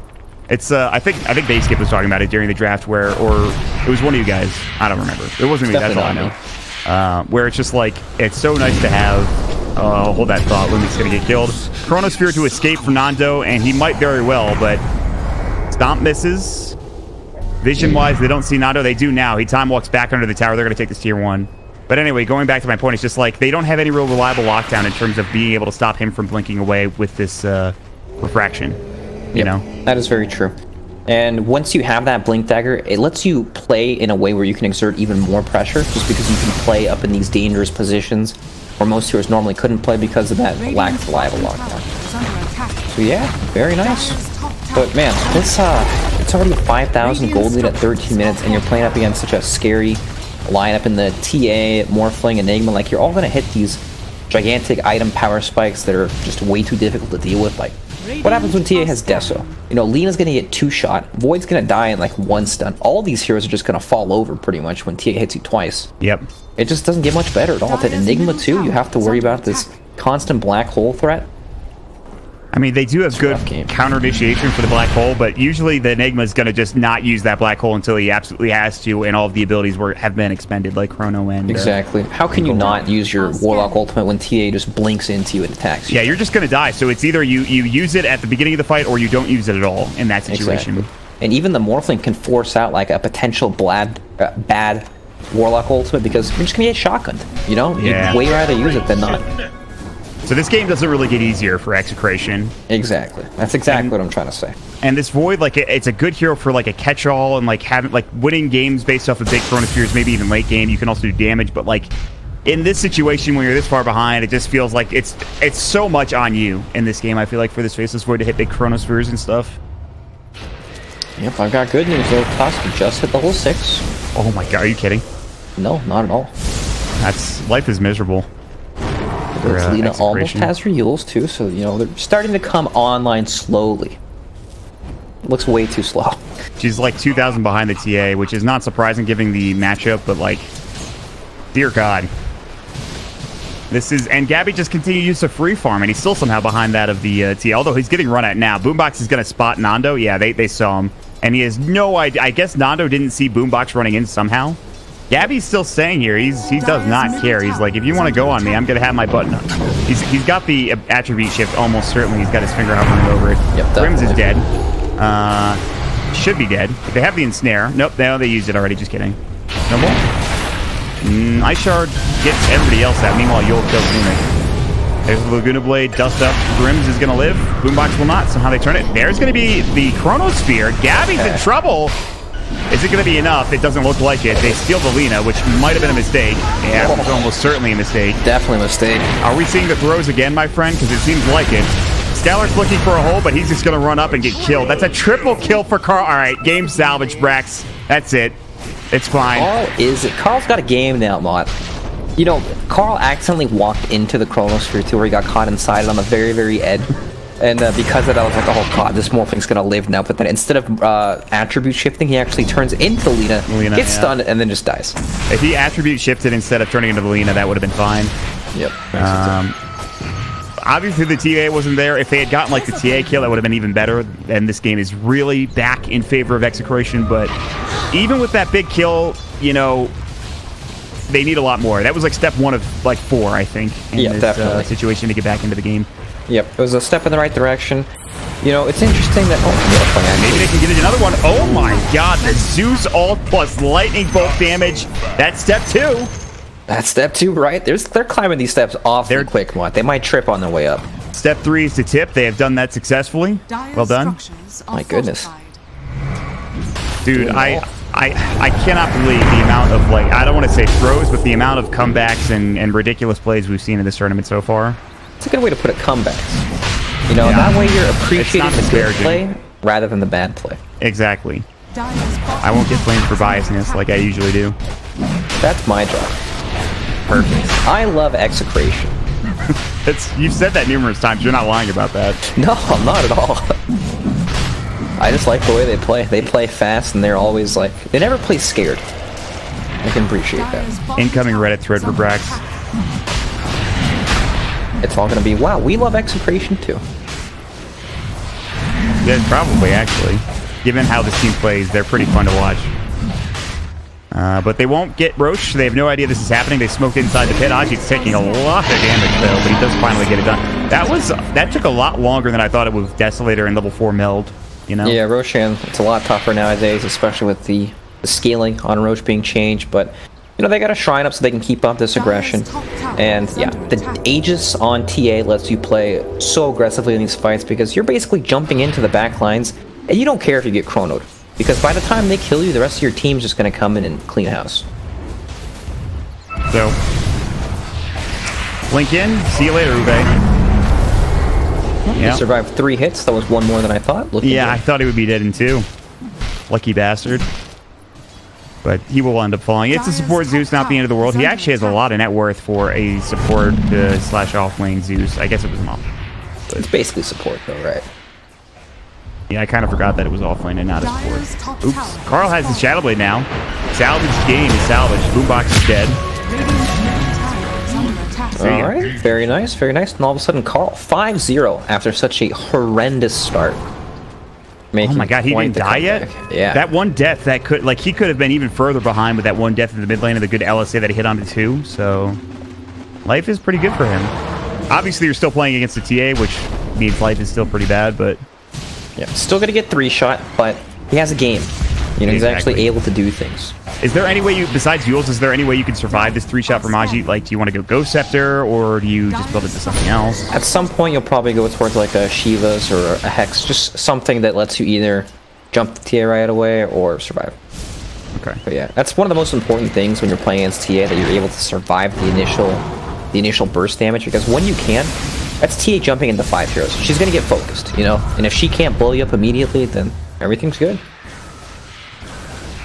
Well, they will try to push with a TA. In the meantime, Nando's trying to take the tier 2 top. It'll take him some time, but he certainly can.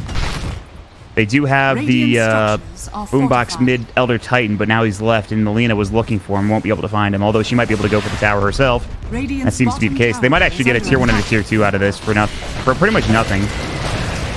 This is really important. They're going to TP back mid with Yol. He needs to be careful, though. His tower is dead.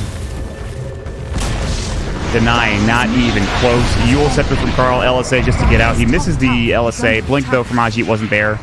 The dust was in his backpack, so it was cooling down for 6 seconds. They do hit it, but he's really fast, so getting this is going to be tricky. Meanwhile, Gabby going to get chronoed as he gets the tier 2 tower. They have a Zeus ult, too. Yeah, he's dead. So I don't know what Gabby's doing with these plays, but... oh, boy. That was not the play, I'm sure. And that tip is almost certainly worth... that's a great tip, in all honesty. That is indeed. Uh-oh, Carl's gonna find a free kill. This game... What is happening? What are you doing? I don't understand what's going on in this game right now. He still might be dead. You know, TA's... Nope. Giving him the chase. Yep. Nope. Nope. Oh my goodness, what's going on? You know, Yol on the CM did get the bounty rune though. Carl didn't kill him before that happened, so great. It's something. You gotta appreciate the small things. If I was in this game right now, I would have just like when I start losing a game and I start feeling really bad about a game, and Trent will vouch for me with this, I'll start being like, I can't believe we're losing this game. This is so dumb. And Trent has to calm me down every time because the game's not over yet. But I'm in this situation where we've lost like 4 fights in a row, and I get so tilted. And I'm just like, I can't believe we're going to lose to these fucking idiots or something like that. And then... it's just the whole downward spiral. Yeah, exactly. It's just so negative. And I feel like if I was in this game for Clutch Gamers, that's exactly how I would be reacting, even though there's no real need to react like that. But like, it was a 7,500 gold lead that has now gone to about 1K. And I just can't believe that they've let this spiral this badly out of control. Although maybe they can find a fight here. Lumik does have Golem. He's going to attempt a TP, and he will probably make it out. He will. Nando in trouble to hurl Boulder, but he's got a BKB. See you later. Earthsplitter was not there. It was on cooldown. Man. All right. They get away with murder there, basically. There's 4 heroes from the side of Clutch just closing in on them, and they both just escape. There's a BKB on TA. She still has Aegis. It's still go time, even though the gold lead has been brought back. Like, TA is a very explosive hero in terms of playstyle and just how far she can accelerate in the game. So, you know, it's not over by any means, right? And that was BKB use, so they've got some opportunities here to make things happen. I mean, they are like 1 or 2 fights away from really breaking this game back open in favor of them and like getting like back to a 5 or 6K gold lead. But it just feels as if the momentum has slipped in such a way that Execration are in a perfect position. They're going to have a BKB for Carl pretty soon. He'll still be susceptible to the TA destroying him. TA is probably going to go for another damage item here in a moment, whether that's like MKB or Bloodthorn or even a Hurricane Pike potentially. We'll see. And once they do get that next item for that TA, then things start really getting problematic because they don't have enough to survive in terms of armor yet. So there's always that possibility, and we'll see. You know, maybe this TA can continue to break this game wide open. There's indeed always that possibility, but I don't know. Execration, they're playing the map really well. Like, Carl got 600 damage on the tier 3 top while TPing out, and now all of a sudden you just have 3 heroes on Clutch in that area trying to find anything. There's no Aegis on TA anymore. There is a gem onto Boombacks, but it's one of those things, right? If you lose this gem, then all of a sudden you're giving away a gem against TA, and they're going to find all your traps. These traps make the game so difficult and annoying to play because you can't actually push even after a team fight if there happen to be traps in the lane. And if you ever just happen to take a fight around the traps, you're probably going to lose straight up because they do so much damage and they slow you forever. A ton of damage. 200 side trap damage is pretty good. So, yeah, this game is still hanging in the balance, you know, by a lot, in fact. We've yet to see like a big black hole. Of course, it's really hard in this game to have one because we've already talked about Warlock Golem, Chronosphere, even like Zeus Lightning Bolt if he's not in the hole, or even LSA, but he will be going for a BKB, which limits essentially black hole canceling abilities to 2 in the Golem and the Chronosphere.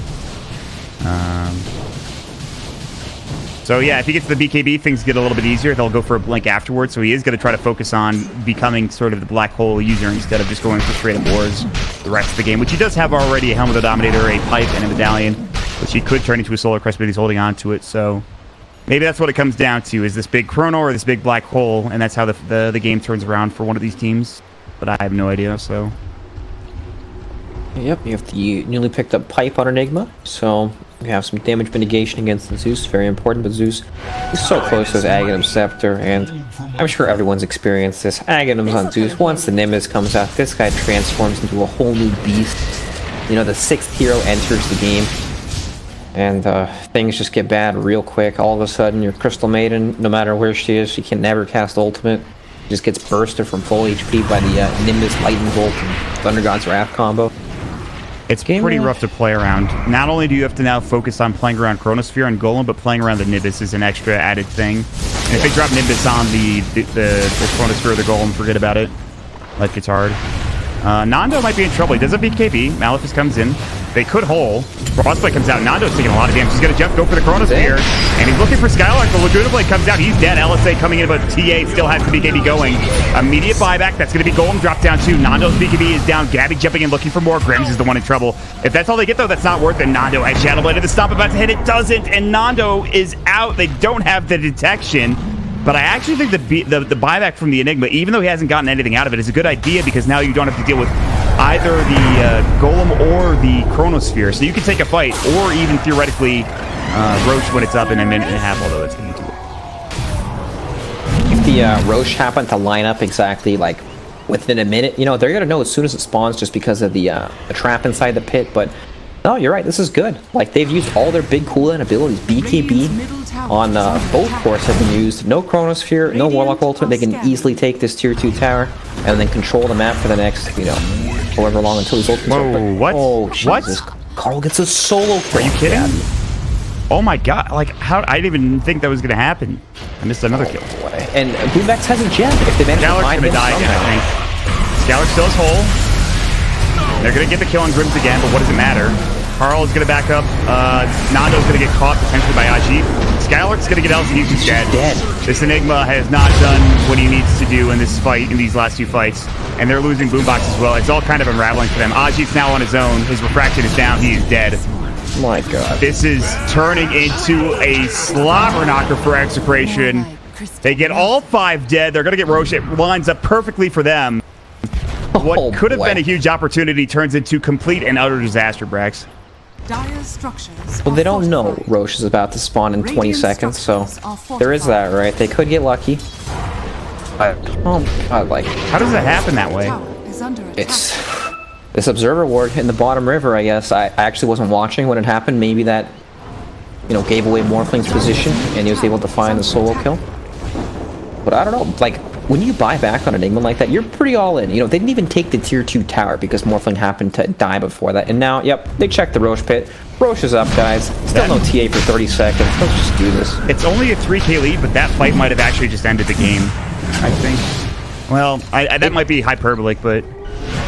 It definitely put them into a position where they're going to be extremely dominant, right? And we have seen teams from a dominant position, you know, not be so dominant 2 minutes later. But there is a possibility. They didn't lose the gem, I guess. I thought they did, but he died, but the courier picked it up right away. I see. Okay. Well, that's something. Gabby has died like 2 or 3 times out of the fight, and he's been essentially just 13,000 gold that is useless when these big team fights occur. Yep, he's died a lot in some funky ways this game, that's for sure. This is, I guess, this is the upside to Nando on the Void. He gets off a sick Chronosphere or 2, and then he can just start owning. Now he's a cheese to work with. The Aegis is on Carl, obviously. He's working on his Silver Edge, which he's got. His Shiva's Guard, which you mentioned that he might pick up earlier, has finished that. So Execration don't necessarily need to push the pace too much. They don't need to necessarily try to push high ground, but this is going to be them trying to get as much map control as possible. They still need to be very careful because all it takes is one big black hole or stomp or earth splitter for this game to get broken wide open. And now there's a Daedalus on the Templar Assassin as well. So it is frightening. There are ways for them to win this game still on Clutch Gamers, but if Execration play correct... Okay. Carl is pretty speedy, and he's kind of baiting this, but...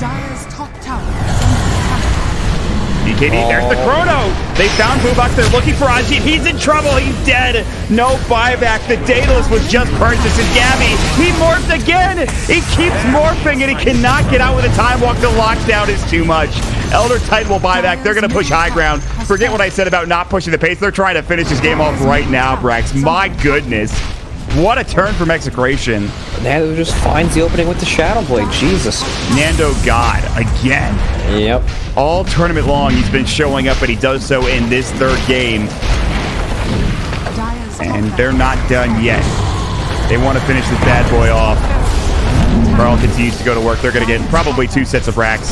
They can't get the 3rd. There's tier 2. Yol getting caught out. He used his freezing field. It got canceled immediately. You just talked about that. the life of a CM in this game. And it is all unraveling here for Clutch Gamers. If they lose, it's not the end of the series, but it puts them in a very precarious position, being down 2-1 in a best of 5. It's not over yet, though. Skylark looking for anything. He's got the hole, but Carl's kind of baiting it in with the Aegis. He wants to die. But he's not going to grab. My god. Alright, and now all of a sudden it's a 13k gold lead from the side of Execration. And they still have the Aegis. They did use cheese for Nando, I believe. I don't think anybody else has it. Yeah, he did. Nando Chronos have been incredible. I actually don't know if he needs... he could theoretically go Ags if he really wanted to try to just find Chronos all the time and keep pushing the pace, but I think Mance is fine too. Yep, I'm a big fan of his build, by the way. For the this is my favorite Void build, where he goes for the Mask Madness into the... Yep, the Ramses build. Mask Madness into the BKB, and you take both damage talents and the 20 damage at 10 and 100 time lock at 15. It makes up for the lack of damaging items, but you still have that excellent survivability needed to play competitive Dota. You know, if you're not buying a BKB in Pro Dota, you actually you can't play the game, you know? You just die in these fights. You become this hero on the map that just gets jumped and dies all the time, but you get to BKB so fast when you just get Mask Madness. Ube will use himself to survive. He'll still fall. They're going to try to take this fight. Carl's looking for the LC. He finds that Gabby is in trouble. They'll use the black hole. It's too little too late. Chronosphere comes out. The snowball canceling it, and they've already lost 2. And Ajit's now on his own. The bash is coming in from Nando. The attack speed is there. It is 3 dead. They buy back on the Zeus to use the Zeus ult and the Nimbus. Very worthy of the buyback. They brought Gabby down because of it. They'll get 4 as Yol is in the sidelines, and they call GG. That is it for game number 3. What a performance from Execration.